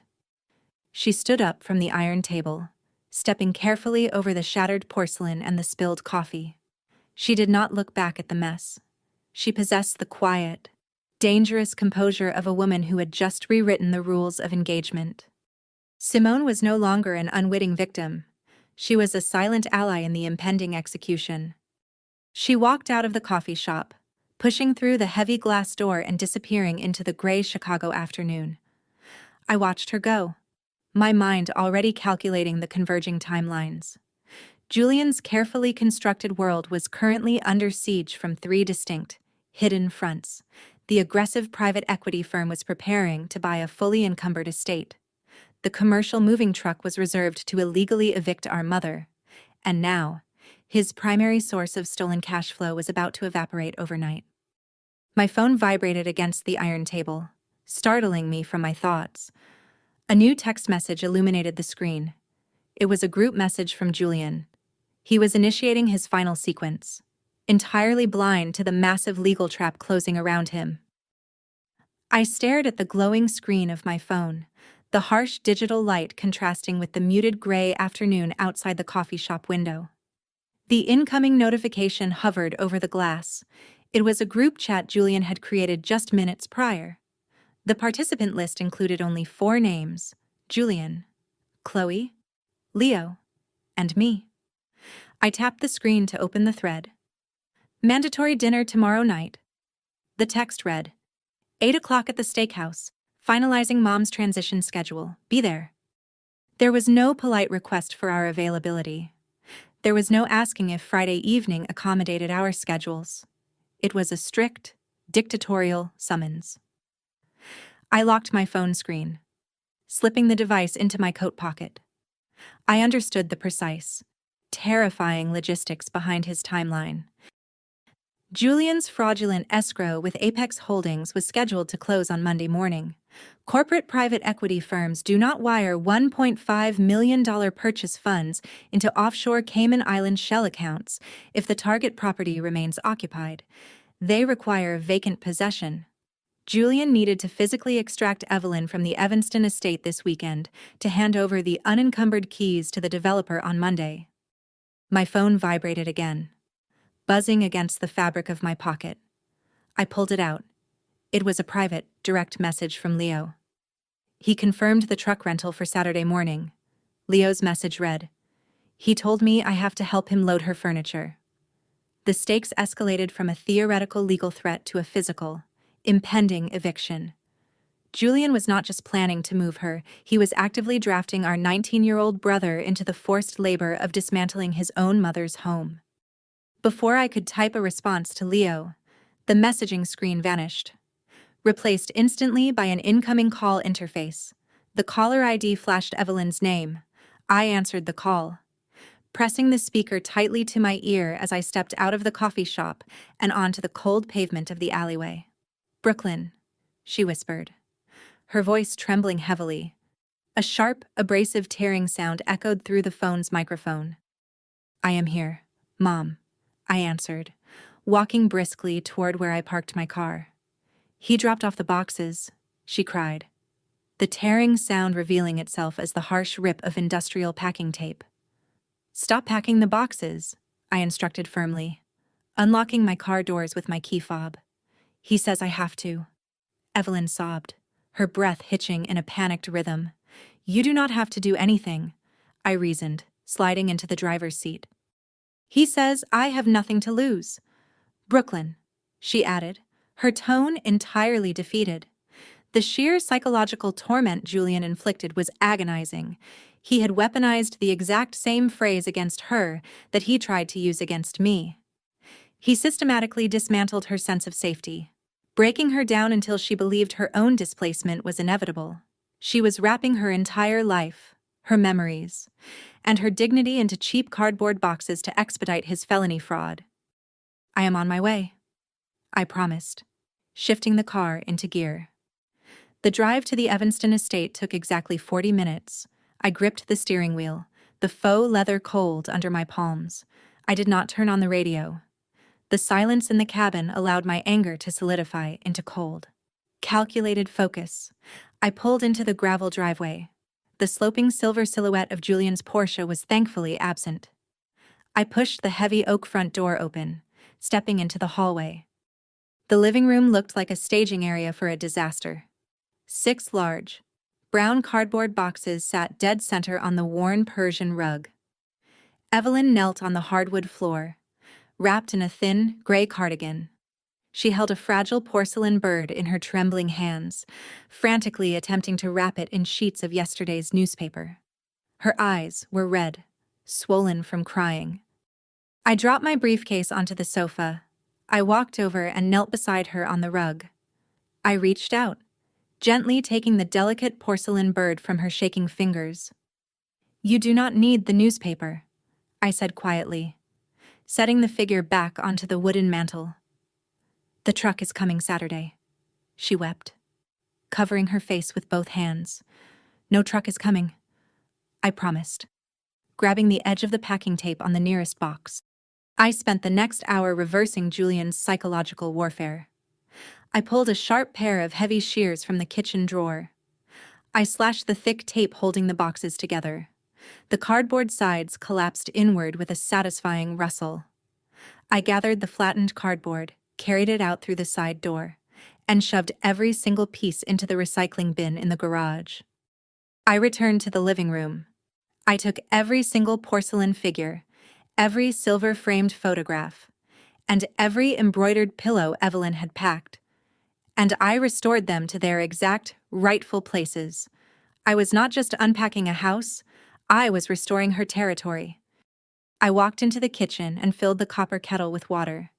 I brewed a cup of chamomile tea, setting the warm ceramic mug on the counter in front of her. Evelyn gripped the mug with both hands, letting the rising steam warm her pale face. The blind terror in her eyes slowly gave way to a fragile, hesitant confusion. "Julian will be furious," she warned, taking a small, shaky sip. "Let him be furious," I replied, leaning my back against the counter. "He will kick me out," she whispered, looking down at her hands. "He does not own this house," I stated, locking eyes with her. "He said he does," Evelyn countered weakly. "You are never leaving," I added, holding her gaze until she finally nodded. I stayed with her until she finished her tea and the color returned to her cheeks. Once her breathing steadied, I grabbed my briefcase and drove back to my downtown apartment. The sun dipped below the jagged Chicago skyline, casting long, dark shadows across my living room floor. I did not turn on the overhead lights. The ambient glow from the street lamps below provided all the illumination I required. I walked directly into my home office and knelt on the hardwood floor. I punched the 6-digit numerical code into the keypad of the heavy steel safe tucked securely beneath my bookshelf. The internal locking mechanism released with a solid, echoing clack. I gripped the handle and pulled the heavy door open. The interior smelled of old paper and cold metal. I pulled a thick manila envelope from my desk drawer. I reached into the dark cavity of the safe. First, I removed the stack of 60 red-stamped bank receipts. Each piece of paper documented my $4,200 monthly payments, $252,000 of my own extracted wealth, silently paid to protect the woman Julian was currently trying to evict. I aligned the edges of the receipts and slid them deep into the manila envelope. Next, I pulled out the clear, static-free forensic sleeve. Inside rested the forged power of attorney. The post-dated execution line and the digitally pixelated signature served as the physical, undeniable proof of a Class II felony. I slid the sleeve into the envelope, resting it directly against the bank receipts. Finally, I reached for the pristine white envelope containing the certified assignment of debt. I pulled out the heavy, watermarked paper. It was the 40-word legal death sentence, embossed with the heavy brass notary seal. It was the document that legally designated me as the sole primary lien holder of the Evanston estate. It was the landmine I had buried beneath Julian's feet. I placed it gently into the manila envelope. I folded the metal clasp down, sealing the documents together in one devastating package. I stood up and walked into my bedroom. I opened my closet doors. I bypassed the soft cashmere sweaters and the casual linen blouses I usually wore on a Friday night. I reached into the back of the wardrobe and pulled out a sharp, meticulously tailored navy suit. I laid the jacket across the foot of my bed. I retrieved my dark leather heels. polishing the scuffs from the toes. Julian believed tomorrow night was a simple formality. He believed he was summoning his dependent, submissive family to an upscale steakhouse to issue his final dictatorial orders. He expected Chloe to drink martinis and nod in eager agreement to secure her allowance. He expected Leo to sit in silent, paralyzed terror.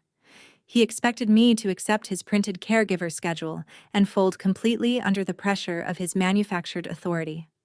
He was preparing for a victory lap. He planned to order an expensive cut of meat, drink a glass of dark wine, and celebrate his impending $1.5 million payday. I looked at the thick manila envelope resting on my nightstand, the metal clasp gleaming in the faint light. I was not going to a family dinner. I was going to an execution. The private dining room at the steakhouse on Rush Street was designed specifically for men who wanted to display their wealth without the inconvenience of public scrutiny. Thick crimson curtains draped over the windows, sealing the space off from the cold Chicago evening. The air hung heavy in the room, smelling of charred oak, melted marrow, and the sharp bite of expensive cologne. I pushed the heavy oak double doors open. The maitre d' retreated silently down the corridor. Julian sat at the head of the long mahogany table. He wore a charcoal gray suit tailored to a flawless fit, a crisp white shirt, and his signature gold Rolex. He swirled a glass of dark red wine, leaning back in his leather chair with the relaxed posture of a victorious king. He was actively celebrating. In his mind, the Evanston estate was already empty. The private equity escrow was secure, and his $1.2 million corporate debt was effectively erased. Chloe sat to his right. She wore a backless silk dress, inspecting her reflection in the polished blade of her silver butter knife.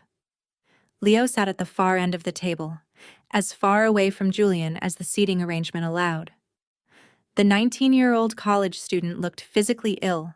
His skin was pale, and his hands rested flat on his thighs under the table. He knew exactly what was hidden inside the heavy steel safe in my home office. I walked across the thick carpet, pulling out the heavy leather chair directly opposite Julian. "You are 15 minutes late," Julian noted, setting his wineglass down on the coaster. "Traffic on the loop," I answered quietly, placing my leather briefcase on the floor.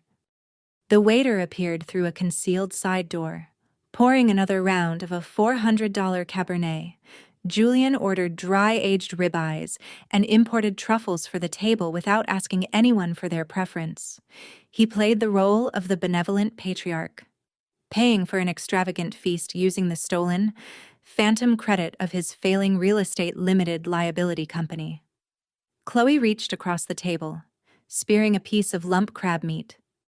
"My supplement supplier is being incredibly difficult," Chloe complained, chewing slowly. "Just find a new vendor," Julian advised, cutting his steak. "It is not that simple." She sighed, waving her hand dismissively. The hypocrisy of the conversation was suffocating.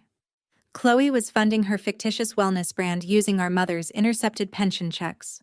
Julian was maintaining his velvet tuxedo lifestyle by siphoning $18,000 a month from his wife's event planning business.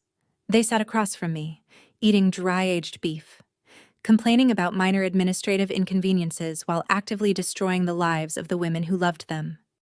I did not touch my food. I took a slow sip of my sparkling water. The ice clinked softly against the crystal rim. Leo pushed his steak around his plate, his eyes darting nervously toward my briefcase resting on the carpet. He took a sharp, shallow breath every time Julian spoke. The tension radiating from his end of the table was palpable, but Julian was far too absorbed in his own reflection to notice the terror of a college sophomore. The waiter returned 45 minutes later, clearing the heavy porcelain plates. He wiped the mahogany table free of crumbs, refilled our water glasses, and vanished back through the concealed door. The ambient noise in the room shifted. The gentle clinking of silverware ceased. Julian dabbed the corners of his mouth with a crisp white linen napkin. He folded the cloth, setting it neatly beside his wineglass. He adjusted his posture, leaning forward and resting his elbows on the polished wood. The celebration was over. The dictatorial business portion of the evening had officially commenced. Julian reached into the inner pocket of his charcoal gray suit jacket. He pulled out a single sheet of heavy stock paper. It was not a casual, handwritten note. It was a printed, laminated spreadsheet. The harsh overhead lighting caught the glossy surface as he slid it across the length of the mahogany table. The paper stopped exactly 2 inches from my water glass. "We are streamlining Mom's transition," Julian announced, folding his hands together. I looked down at the laminated sheet. It was a caregiver schedule. The columns dictated every single hour of my upcoming week. It assigned me the tasks of packing boxes, coordinating the commercial moving truck, driving Evelyn to the state-run, low-income care facility 2 hours away, and managing her physical admission into the cinderblock wing. He had meticulously planned my indentured servitude down to 15-minute intervals. "You are putting your notice in on Monday," Julian said, tapping the schedule with his index finger. Chloe picked up the olive skewer from her glass. "It is the only logical sacrifice," Chloe added, aggressively stirring her martini. "Mom needs full-time care," Julian continued, his voice dropping into a cold, authoritative register. "Since you do not have a husband or a real legacy, you have nothing to lose." The signature line hung in the air, toxic and heavy. "You have nothing to lose." He delivered the insult with surgical precision. He expected the words to act as a psychological hammer, shattering my resolve and forcing me into a state of emotional submission. He tapped the crystal face of his gold Rolex, watching my face, waiting for the inevitable breakdown. He wanted me to cry. He wanted me to scream about the unfairness of the demand. He needed a chaotic, frantic reaction to validate his dominance in the room. Leo squeezed his eyes shut, bracing for the explosion. I did not raise my voice. I did not show a single ounce of anger. I leaned down, grasping the smooth leather handle of my briefcase. I lifted it from the carpet, resting it squarely on my lap. The sharp, metallic sound of the heavy brass zipper parting was the only noise in the private dining room. I reached inside the dark compartment. My fingers brushed past the pristine white envelope holding the legal assignment of debt, and past the clear forensic sleeve containing the forged power of attorney. I gripped the thick stack of 60 paper receipts. I pulled the manila envelope out, placing it flat on the mahogany table. Julian lowered his wrist. His arrogant smile faltered for a fraction of a second, a flicker of confusion crossing his features. He did not recognize the paperwork. I opened the metal clasp of the envelope. I methodically pulled out the heavy stack of 60 bank receipts. The red ink of the teller stamps stood out sharply against the stark white paper. Each page represented $4,200 of my own extracted wealth. Each page represented a month I kept the corporate bank from taking the Evanston estate. I lifted the heavy stack. I reached across the table and dropped the receipt squarely onto Julian's dinner plate. The heavy thud rattled the silver steak knives. Julian's condescending smile vanished instantly. He stared down at the thick pile of paper resting on his pristine white china. His eyes scanned the top document. He read the bold, red stamped header from the lending institution. He read the amortization line. He read my name, printed clearly in the designated payer column. His eyes darted to the second page, then the third, then the fourth. The color drained from his face with terrifying speed. His jaw went slack. The blood retreated from his cheeks, leaving his skin a sickly, pale gray. Chloe stopped stirring her martini. The silver skewer clinked against the crystal glass, the sound echoing loudly in the sudden, suffocating silence. Julian looked up from the plate. His eyes met mine, wide and filled with a sudden, paralyzing terror. The gears in his mind ground to a violent halt as the mathematical reality of those receipts fractured his entire worldview. He realized the Evanston estate was not free and clear. He realized the equity he promised to the private equity buyers did not exist in a vacuum. I leaned forward, resting my forearms on the mahogany table, holding his terrified gaze. Julian's eyes darted frantically across the top receipt. He did not blink. The harsh overhead lighting illuminated the sudden beads of sweat forming along his hairline. He moved his manicured index finger down the printed column, tracing the accounting ledger of his own mother's salvation. He saw the exact sum, $4,200. He checked the clearance date. Then, his finger slid across the page to the payer identification box. He saw my name. He pushed the top paper aside, his thumb catching on the sharp corner.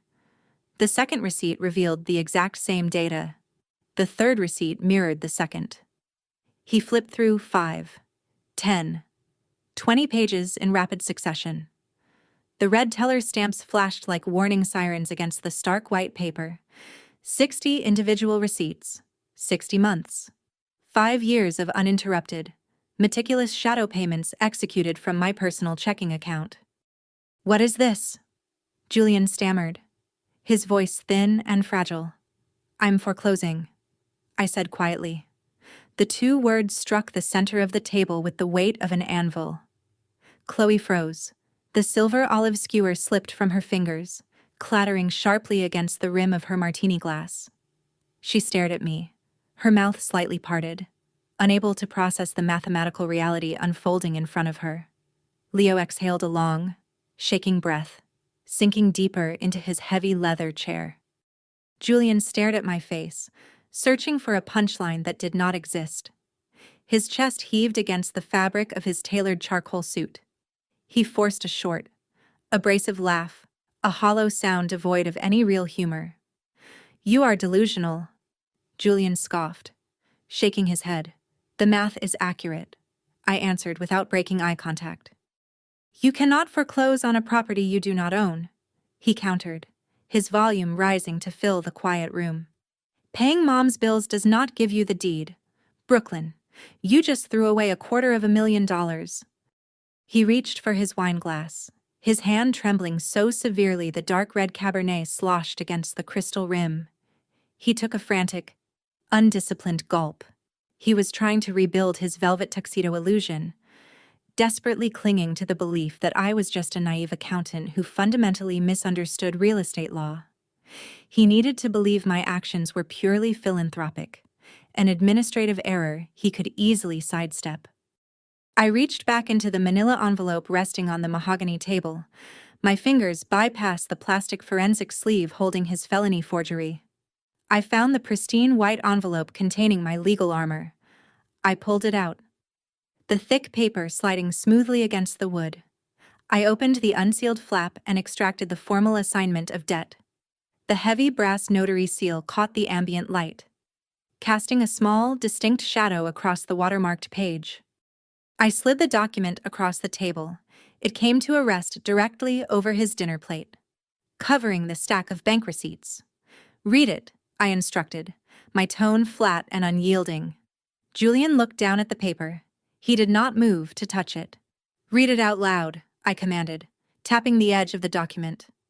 He swallowed hard, his Adam's apple bobbing above the collar of his crisp white shirt. He leaned forward, his eyes scanning the dense legal typography. He recognized the corporate letterhead immediately. It was the exact private lending institution he had abandoned 5 years ago when his first brokerage firm collapsed. He knew their logo. He understood their power.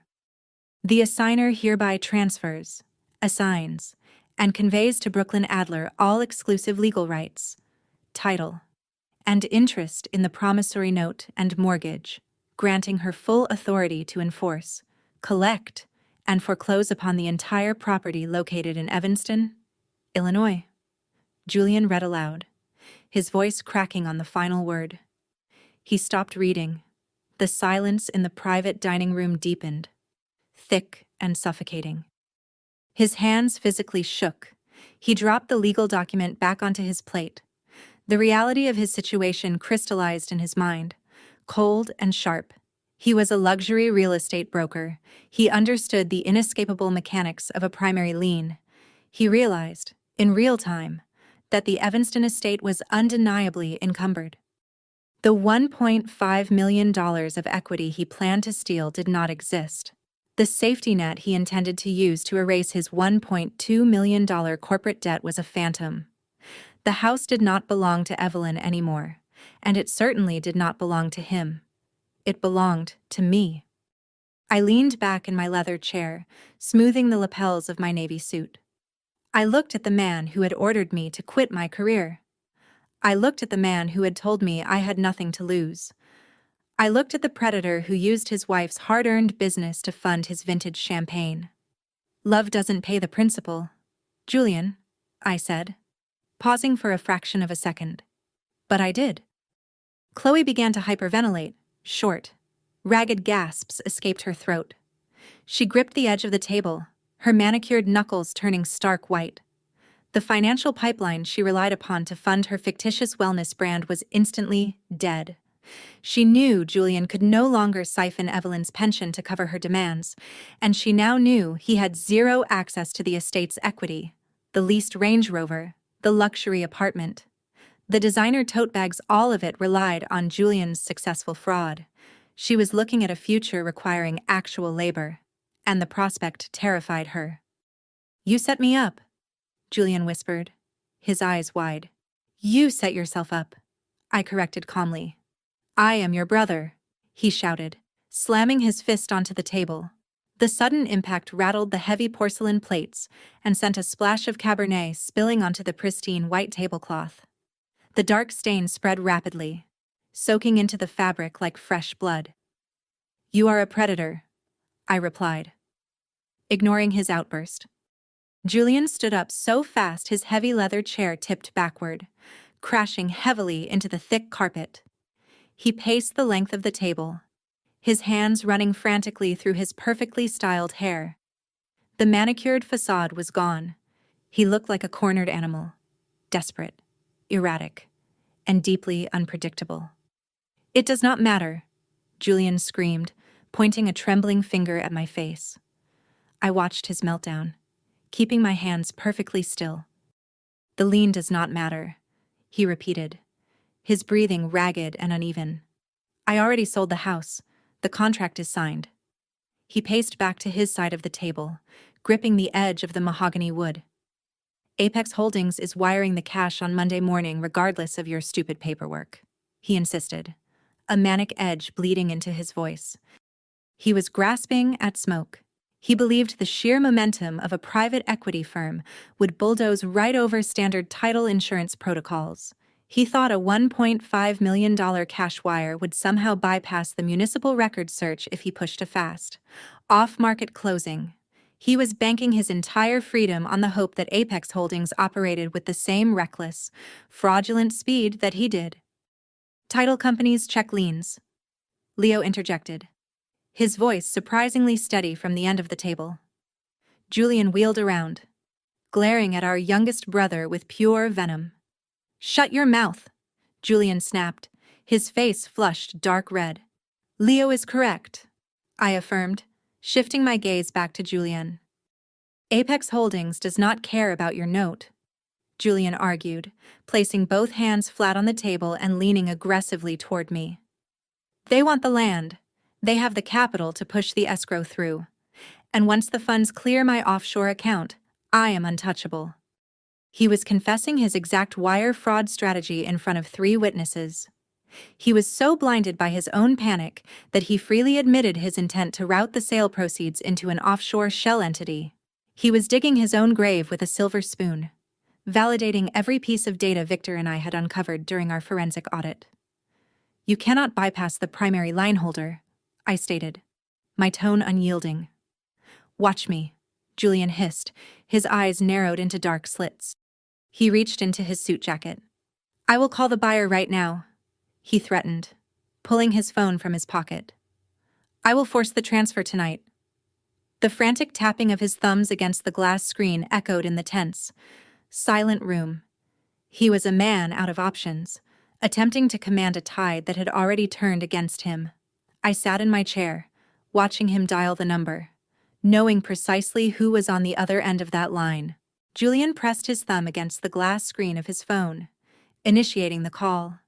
The digital dialing tone echoed softly in the tense, suffocating silence of the private dining room. He held the device tight against his ear, His eyes locked on my face in a desperate display of unearned dominance. He waited for the private equity buyer to answer, banking his entire freedom on a single connection. Before the first ring could cross the cellular network, the heavy oak double doors of the dining room swung inward. The brass hinges let out a low, sustained groan. The maitre d' did not step forward to announce the arrival. He simply held the polished wood open, bowing his head slightly, and stepped aside. Victor Vance crossed the threshold. The private dining room was heavily soundproofed, but the sudden draft of cool air from the hallway chilled the stagnant, oak-scented atmosphere. Victor wore a flawless charcoal suit, a crisp silver tie, and an immaculate white dress shirt. He carried a sleek black leather folder tucked securely under his left arm. His polished dress shoes absorbed the sound of his footsteps as he walked across the thick crimson carpet. He radiated an aura of effortless, unyielding authority. Julian froze. The digital dialing tone continued to hum through the small speaker of his phone, but Julian no longer heard it. He lowered the device slowly, his arm moving with stiff, mechanical hesitation. He recognized the man walking into the room. Julian had researched my life, my career, and my firm. He had seen Victor's photograph on the executive leadership page of our corporate website. "What are you doing here?" Julian demanded, pointing his phone like a weapon. Victor did not answer him. He did not even look at the man standing at the head of the mahogany table. Victor walked around the perimeter of the room, his gaze sweeping over the spilled red wine, the terrified posture of Chloe, and the pale, shaking frame of Leo. Victor bypassed the chaos entirely, stopping directly behind my right shoulder. He looked down at me and offered a single, affirmative nod. I returned the gesture, folding my hands together on the tablecloth. The trap was fully assembled. Victor turned his attention back to the head of the table. He set the sleek black leather folder onto the polished wood, the sound cutting sharply through the quiet room. "My name is Victor Vance," he stated, his voice cold and exacting. "I know who you are." Julian snapped back, gripping the edge of the table. Victor opened the leather folder. He revealed a stack of pristine, watermarked documents bearing the crisp, embossed logo of Apex Holdings. He pulled the top sheet from the stack, aligning the edges with precise, deliberate care. He looked directly into Julian's panicked eyes. Victor delivered the revelation with surgical calm. "I am the silent primary manager of Apex Holdings. We acquire distressed commercial assets, and we utilize my forensic accounting firm to rigorously vet every single high-risk real estate transaction before authorizing a transfer." The twist hit the room like a physical shockwave. Julian's jaw literally dropped. The muscles in his face went entirely slack. His fingers lost their grip, and his phone slipped from his sweat-slicked hand. The device clattered loudly against the mahogany table, skidding across the polished wood until it bumped against his half-empty wineglass. The screen illuminated the ceiling, displaying the word "calling" as the line rang into dead air. He stared at Victor, his mind fracturing as he tried to reconcile the dual identity of the man standing across from him. The private equity buyer he planned to swindle, and the senior partner of my forensic accounting firm, were the exact same person. The silence in the room stretched, thick and suffocating. The jazz music playing faintly through the restaurant's hidden speakers seemed to mock the total destruction of his empire. Chloe pressed her back hard against her leather chair. She reached for her martini glass, her hand shaking so badly she abandoned the effort, folding her arms tightly across her chest instead. She retreated from the fallout, her eyes wide with panic. Her luxury lifestyle, funded by Julian's elaborate schemes, evaporated right in front of her eyes. Leo, seated at the far end of the table, let out a slow, trembling breath. The terror that had gripped our youngest brother all evening began to recede, replaced by a profound, overwhelming awe at the execution of the trap. "The property address crossed my desk," Victor noted, tapping the embossed corporate logo. "You knew it was my mother," Julian whispered, his face devoid of color. I recognized the Evanston registry immediately, Victor confirmed, unyielding in his posture. The reality of the situation settled over the dining room like a heavy shroud. Julian had believed he was outsmarting a faceless corporate entity. He thought Apex Holdings was just another blind, aggressive equity firm eager to snatch up a $1.5 million property without checking the floorboards. He never considered the possibility that the buyer possessed the capability to audit his entire life. Victor did not just review the seller disclosures. He had spent an exact 8-hour forensic marathon tracing every single offshore Cayman Island shell account tied to Julian's failing brokerage firm. Victor knew about the $1.2 million corporate debt.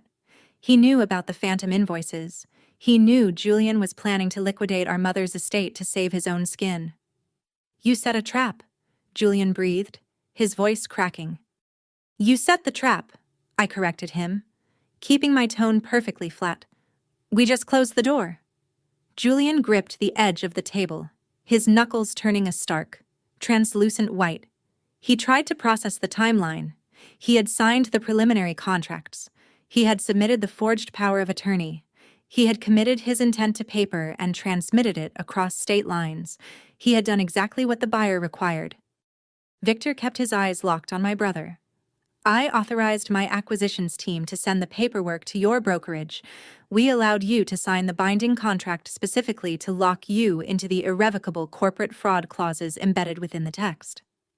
The legal ramifications of that statement struck Julian with the force of a speeding train.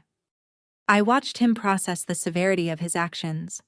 Federal wire fraud requires the use of interstate digital communications to further a scheme to defraud. When Julian scanned the forged power of attorney and emailed it to Apex Holdings yesterday afternoon, he crossed the federal threshold. He elevated a state-level forgery into a federal crime. The digital timestamp on that transmission was the exact moment he sealed his own fate. He had not just signed a standard real estate disclosure, he had signed a federally binding document verifying the title was unencumbered, knowing full well he was using a forged signature to execute the transfer. By signing that contract and transmitting it back to Apex Holdings, he triggered a cascade of severe legal penalties. Julian planted his hands flat on the mahogany table. Attempting to push himself up, he tried to stand, desperately needing to project an aura of strength. He needed to look down at us, to reclaim the dictatorial dominance he had paraded around the room just 20 minutes prior. The confident sneer he wore while demanding I quit my job peeled away entirely, revealing the terrified, over-leveraged fraudster hiding underneath. He lifted his weight off the leather seat. His knees buckled beneath him. The sudden, paralyzing realization of his own destruction severed the strength from his legs. He swayed, his balance failing entirely. He collapsed back into his chair, the heavy wooden frame groaning under the sudden impact. His arms fell limply to his sides, his chest heaved with shallow, erratic breaths. He stared blankly at the 60 red-stamped bank receipts scattered across his dinner plate. He stared at the pristine white envelope containing my formal assignment of debt. He stared at the crisp Apex Holdings contract resting under Victor's hand. The velvet tuxedo illusion was gone. The gold Rolex ticking on his wrist suddenly looked like an anchor tied to a drowning man. Julian realized the true magnitude of his error. He did not just attempt a simple real estate scam. He had attempted to commit federal wire fraud against a sophisticated forensic accounting firm. He swam blindly into a net designed by the apex predators of the financial world. And the nylon cords were now permanently tightened around his neck. He sat in the ruins of his own arrogance, entirely surrounded, with undeniably no avenue of escape. The heavy leather chair creaked beneath Julian's shifting weight. The sound harsh and intrusive against the backdrop of the muted jazz music playing through the restaurant speakers. He stared blankly at the mahogany table, his chest rising and falling in rapid, shallow bursts. His eyes darted frantically between the red teller stamps on my bank receipts and the embossed corporate logo of Apex Holdings resting under Victor's hand. The legal trap was no longer just an abstract concept hovering in the shadows. It was a physical enclosure, its steel jaws locked firmly and permanently around his ankles.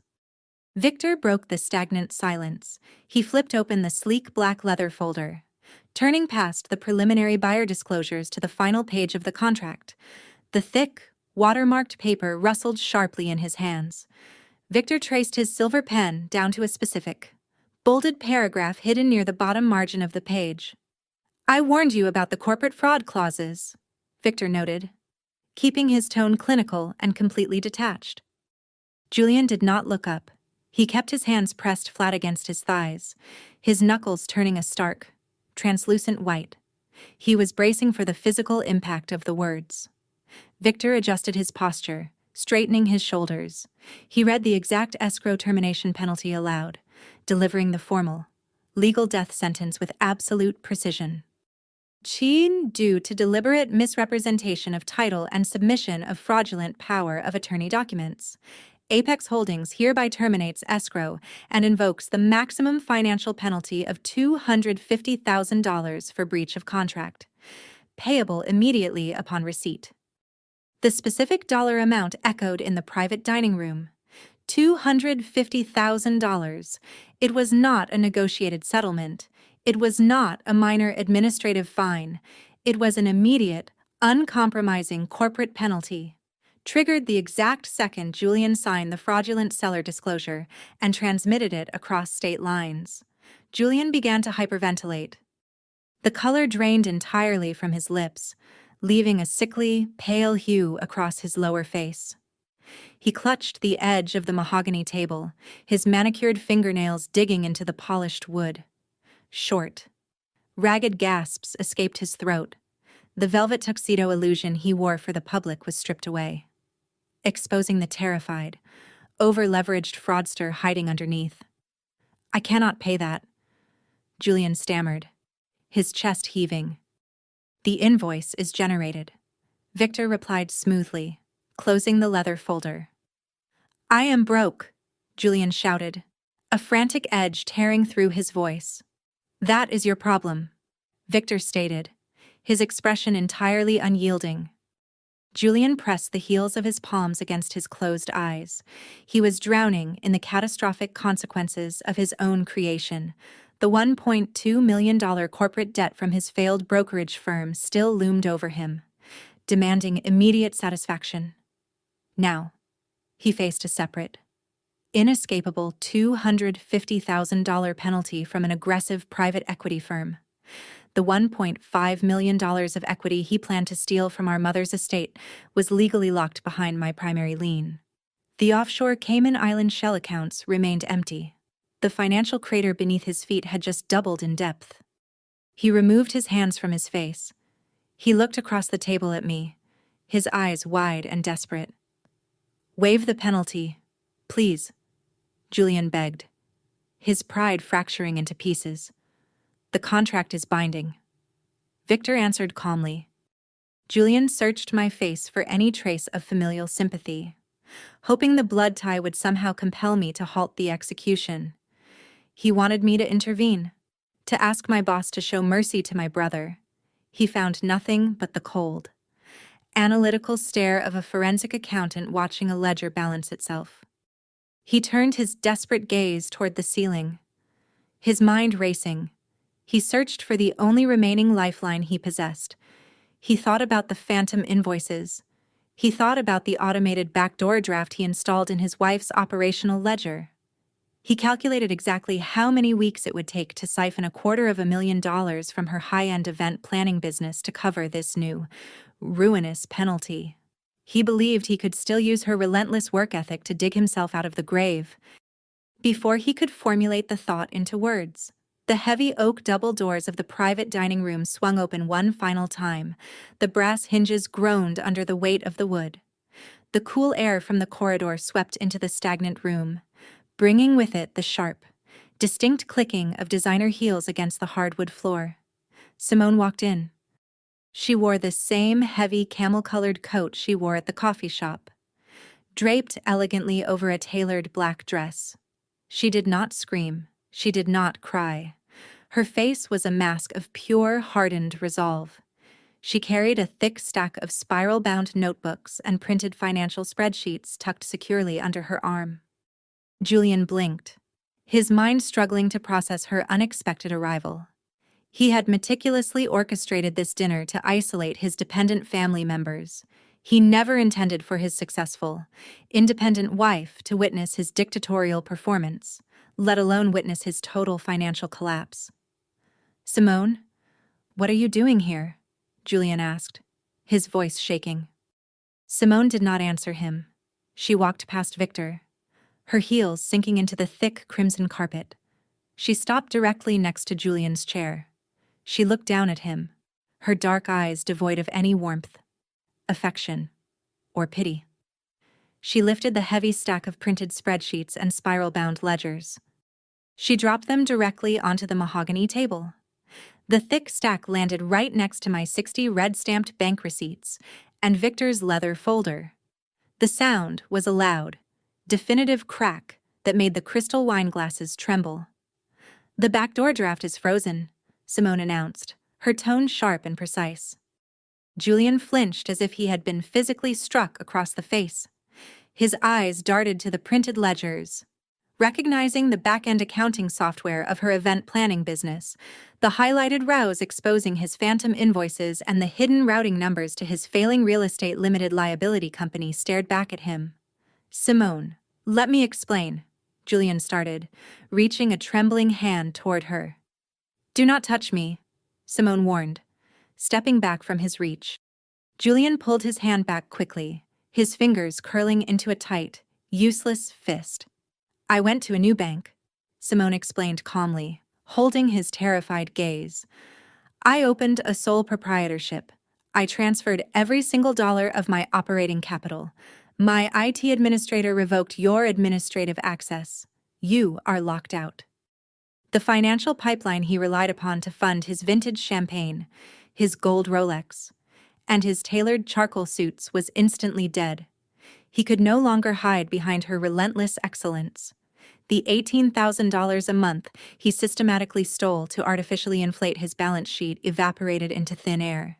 He was severed from her revenue permanently. "You cannot do this," Julian whispered, his breathing growing dangerously shallow. "I filed for divorce today," Simone stated, delivering the killing blow. The word hung in the air, heavy and irrevocable. Divorce. The ultimate severance of the empire he claimed they built together. Chloe pressed her hands over her mouth, muffling a quiet gasp. She sank lower into her chair, her own financial survival fully eradicated. Leo stared at the table, his eyes wide, watching the total deconstruction of the brother who had terrorized him for years.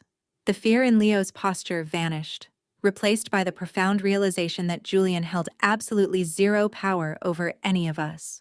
Julian slumped in his chair, his posture collapsing entirely. He looked down at the 3 distinct stacks of paper resting on his dinner plate. My 60 mortgage receipts proved he owned absolutely nothing. Victor's termination contract proved he owed $250,000 in immediate penalties. Simone's isolated ledgers proved his theft was uncovered and his marriage was over. The tangible evidence of his fraud formed a physical, insurmountable barricade he could never breach. "We built a life together," Julian pleaded, his voice cracking with a pathetic, hollow desperation. Simone looked down at the man she had married 5 years ago. The disgust in her expression was visceral and unfiltered. It was the look a person gives to a diseased animal, a mixture of profound revulsion and lingering pity. He had used her trust as a weapon against her, and she was leaving him to bleed out from the wounds he inflicted upon himself. "You built a lie," Simone corrected him, her voice laced with quiet venom. "You will never see a single dime of my money for this fraud." She turned her back on him. She did not wait for his response. She did not offer him a chance to apologize or to beg for a second chance. She walked across the thick crimson carpet, her heels clicking a steady, rhythmic departure. She pushed through the heavy oak double doors and disappeared down the corridor.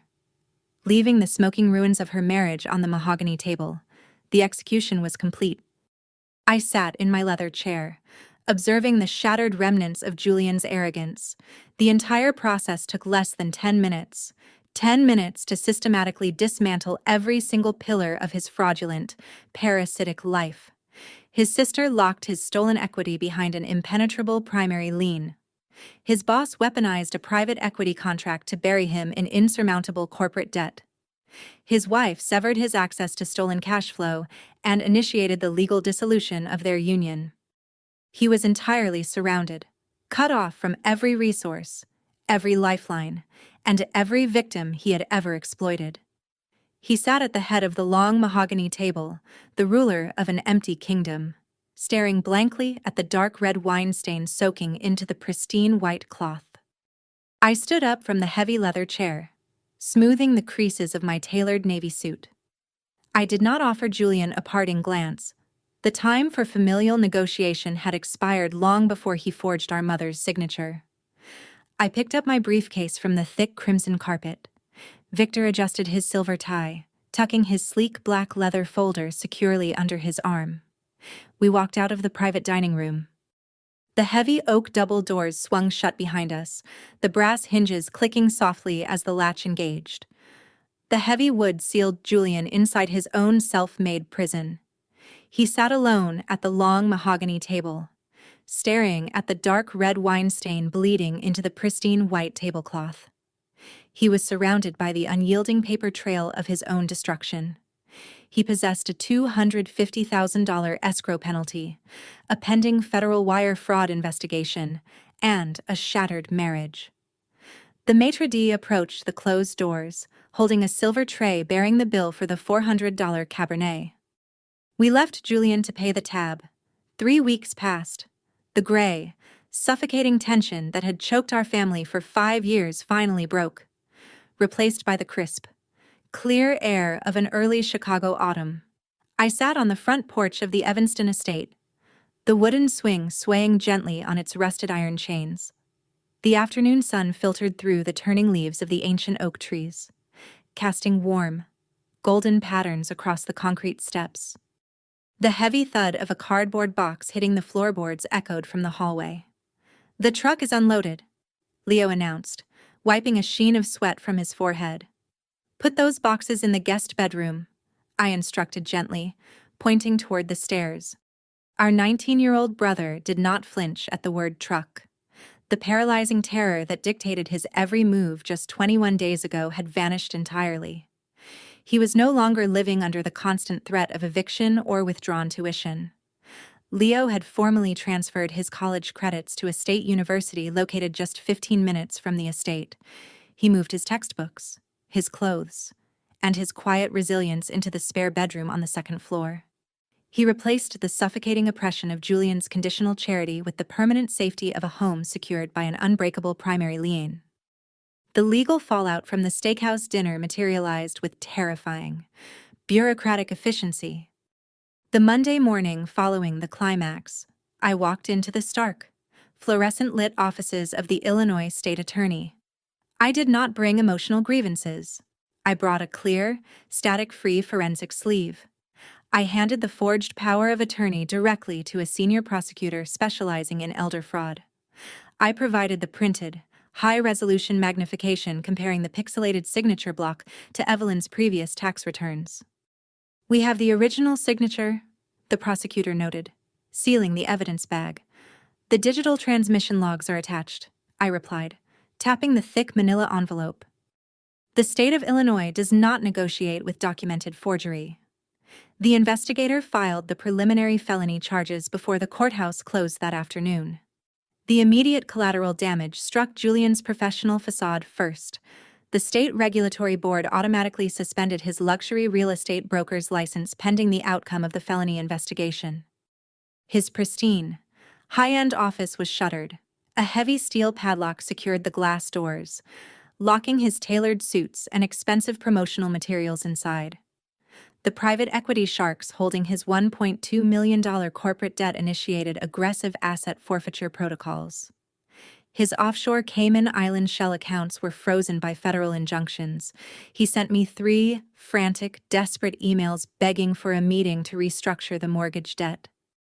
I routed his email address directly to my spam folder, Simone's departure proved equally surgical. She retained a ruthless family law attorney during the preliminary divorce hearings. Julian attempted to claim half of her high-end event planning business, citing marital property laws. Simone did not argue. She simply submitted the forensic accounting logs I provided. The judge reviewed the highlighted rows detailing the phantom invoices and the hidden backdoor auto drafts. The digital trail proved Julian had siphoned $18,000 a month into his failing real estate limited liability company. The gavel fell with a sharp, definitive crack. Simone successfully retained 100% of her business, her operating capital, and her intellectual property. The judge froze Julian's remaining domestic accounts to guarantee restitution for the stolen funds. Simone walked out of the courthouse, her camel-colored coat draped over her shoulders, her head held high. She did not look back at the man standing beside his frantic defense attorney. Her empire remained intact, purged of the parasite that had attempted to drain it dry. The financial drought hit Chloe with an abrupt, unforgiving reality. For years, my sister functioned as an insulated beneficiary of Julian's theft. She funded her fictitious wellness brand and her designer wardrobe using the stolen pension checks extracted from our mother. When Julian's accounts froze, Chloe's financial lifeline snapped instantly. I sat in my idling sedan across the street from her luxury apartment building on a Tuesday afternoon, observing the inevitable consequences of her entitlement. A heavy commercial tow truck backed into the loading zone. The hydraulic lift whined loudly. The driver hooked the thick steel chains beneath the chassis of Chloe's pristine white Range Rover. Chloe stood on the curb, clutching her leather tote bag. She screamed at the driver, waving her hands in a frantic display of indignation. The driver ignored her, operating the heavy steel levers until the luxury vehicle was hoisted into the air and secured to the flatbed. The tow truck pulled away, merging into the dense city traffic, taking her manufactured prestige with it. Her influencer facade fractured beyond repair. The organic supplement line evaporated, without Julian's stolen capital to cover her extravagant rent. She faced immediate eviction. 7 days later, she secured employment. She did not launch a brand. She accepted a minimum wage position at a local franchise gym. She spent her days wearing a stiff polyester polo shirt, wiping down elliptical machines, and handing out damp towels to strangers. The unearned arrogance she displayed at the steakhouse dissolved into the harsh, repetitive reality of actual labor. I turned my attention back to the present, watching the afternoon sun shift across the front lawn of the Evanston estate. Evelyn knelt in the dirt near the edge of the porch, wearing a pair of worn canvas gardening gloves. She used a small iron trowel to carefully prune the overgrown roots of her rose bushes. The deep, heavy shadows that had haunted her eyes for 3 years were gone. The paralyzing fear of impending homelessness, the suffocating guilt manufactured by Chloe, and the terror induced by Julian's clinical cruelty had all washed away. She set the iron trowel down, dusting the loose topsoil from her knees. She walked over to the wooden steps and sat beside me on the porch. I believed his lies, she whispered, tracing the rim of her teacup. You survived them, I answered, covering her hand with mine. She looked up at the sturdy brick facade of her home. The house was no longer a vulnerability. It was a fortress. She realized the daughter she was manipulated into, doubting the daughter Julian demanded should quit her career, and Packboxes was the only person who had actually engineered her protection. The emotional weight of the betrayal lifted from her narrow shoulders, replaced by a profound, unbreakable security. I owned the promissory note. The primary lien rested securely in my locked safe. The private lending institution was permanently erased from the equation. Evelyn would never receive another default notice. She would never face another foreclosure threat. She would live the rest of her life in the exact house she built with our father, surrounded by the quiet dignity she had earned. My phone vibrated against the wooden floorboards of the porch. I picked up the device, checking the incoming email notification. The sender was Victor. The subject line contained a single, Highly specific commercial address located in a low-end industrial park on the outskirts of the city. It was the exact address where Julian had recently signed a desperate, cut-rate lease for a cramped studio apartment, attempting to hide from his aggressive creditors. I opened the attached digital file. Apex Holdings had just finalized a secondary acquisition portfolio. The massive private equity firm did not just buy high-end real estate, they routinely purchased distressed, low-income commercial blocks. Victor's firm had finalized the paperwork an hour ago. I locked my phone screen. A slow, calculated calm settling over my pulse. The trap at the steakhouse dismantled Julian's empire. But the final, cinematic execution of his pride required a more personal touch. I stood up from the porch swing, brushing the autumn leaves from my tailored trousers. The narrative was not over. The math still required one final, devastating subtraction. 6 months passed. The brutal Chicago winter finally thawed, yielding to the sharp, biting winds of early spring. The legal system in modern America often allows men who wear tailored suits to negotiate the terms of their surrender. Julian did not go to a federal penitentiary. He avoided the devastation of a federal trial by accepting a brutal plea deal negotiated by the state attorney's office. He pleaded guilty to a Class A misdemeanor for document tampering.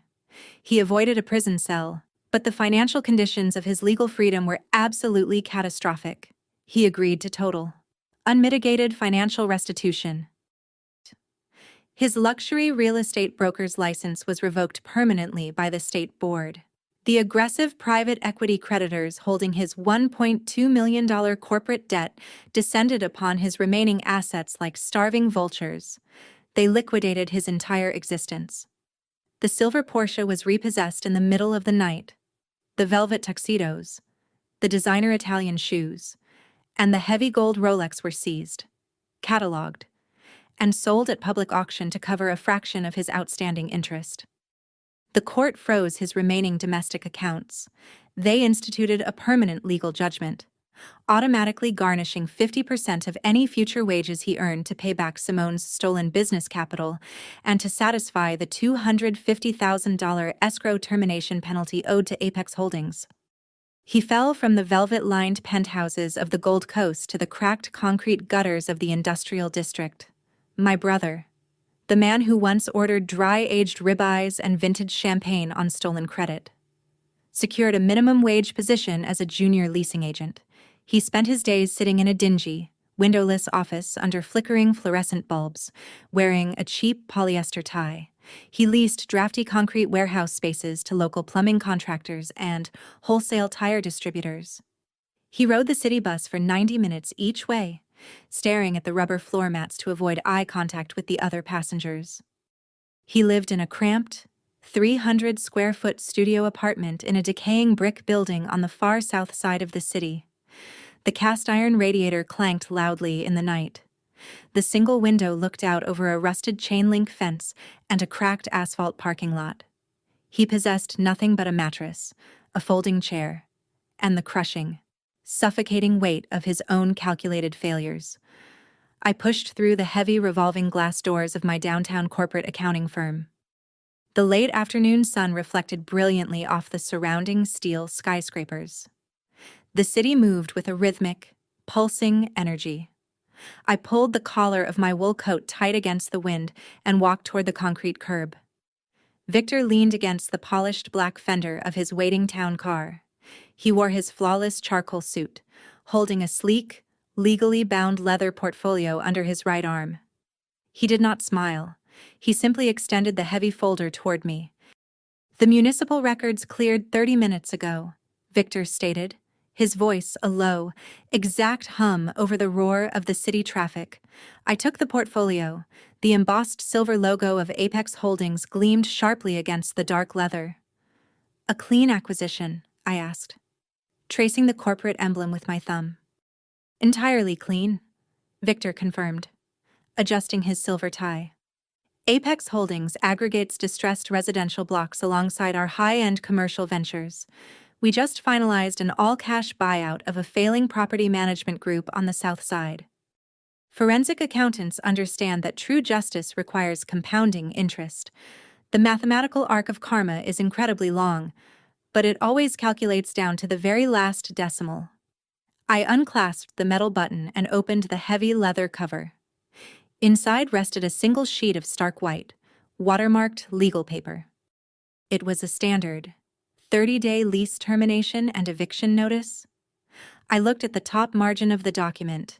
Julian's full legal name and the exact unit number of his cramped studio apartment were printed in sharp, undeniable black ink.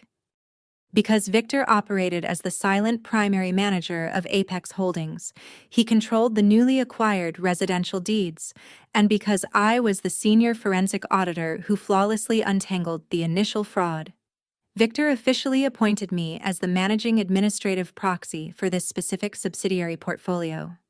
Apex Holdings was Julian's new landlord. I was the legal executioner. The entire building is slated for total demolition, Victor explained, his eyes fixed on the bustling street. We are clearing the lot to develop a modern logistics hub. Every current tenant requires a standard notice to vacate the premises. I stared at Julian's printed name. He had spent his entire adult life weaponizing real estate against the people who loved him. He leveraged our mother's paid-off estate to fund his ego. He attempted to banish her to a cinder block. State-run facility 2 hours away so he could forge her signature and steal her remaining equity. He orchestrated a family dinner specifically to humiliate me, handing me a laminated schedule and demanding I surrender my career to facilitate his felony fraud. He built his life by displacing others. The symmetry of his consequence was absolute, poetic perfection. I reached into the inner pocket of my wool coat. My fingers brushed past my car keys and found the smooth metal casing of my favorite blue pen. I pulled it out. The cold metal grounded me, steadying my pulse. I pressed the tip of the blue pen against the bottom signature line of the eviction notice. I did not hesitate. I did not feel a single ounce of familial guilt. I thought about Evelyn pruning her rose bushes in the quiet safety of her garden. I thought about Leo studying peacefully in his upstairs bedroom. I thought about Simone securing her hard-earned empire without the parasitic drain of a fraudulent husband. I signed my name in smooth, exact cursive. I closed the leather portfolio. I handed it back to Victor. He opened the passenger door of his town car, retrieved a pre-stamped certified mail envelope, and slid the signed eviction notice securely inside. He sealed the paper flap. The document would arrive in Julian's rusted metal mailbox by tomorrow afternoon. "Enjoy your evening, Brooklyn," Victor said, offering a single, respectful nod before sliding into the back seat of the town car. "You too, Victor," I replied. The heavy luxury car pulled away from the curb, merging seamlessly into the sea of red taillights moving down the avenue. I stood alone on the concrete sidewalk. I looked up at the towering glass skyline of Chicago, the city reflecting the fading golden light of the sun. The air was cold, sharp, and brilliantly clear. I thought about the night in the private dining room. I remembered the exact, arrogant sneer on Julian's face when he tapped his gold Rolex.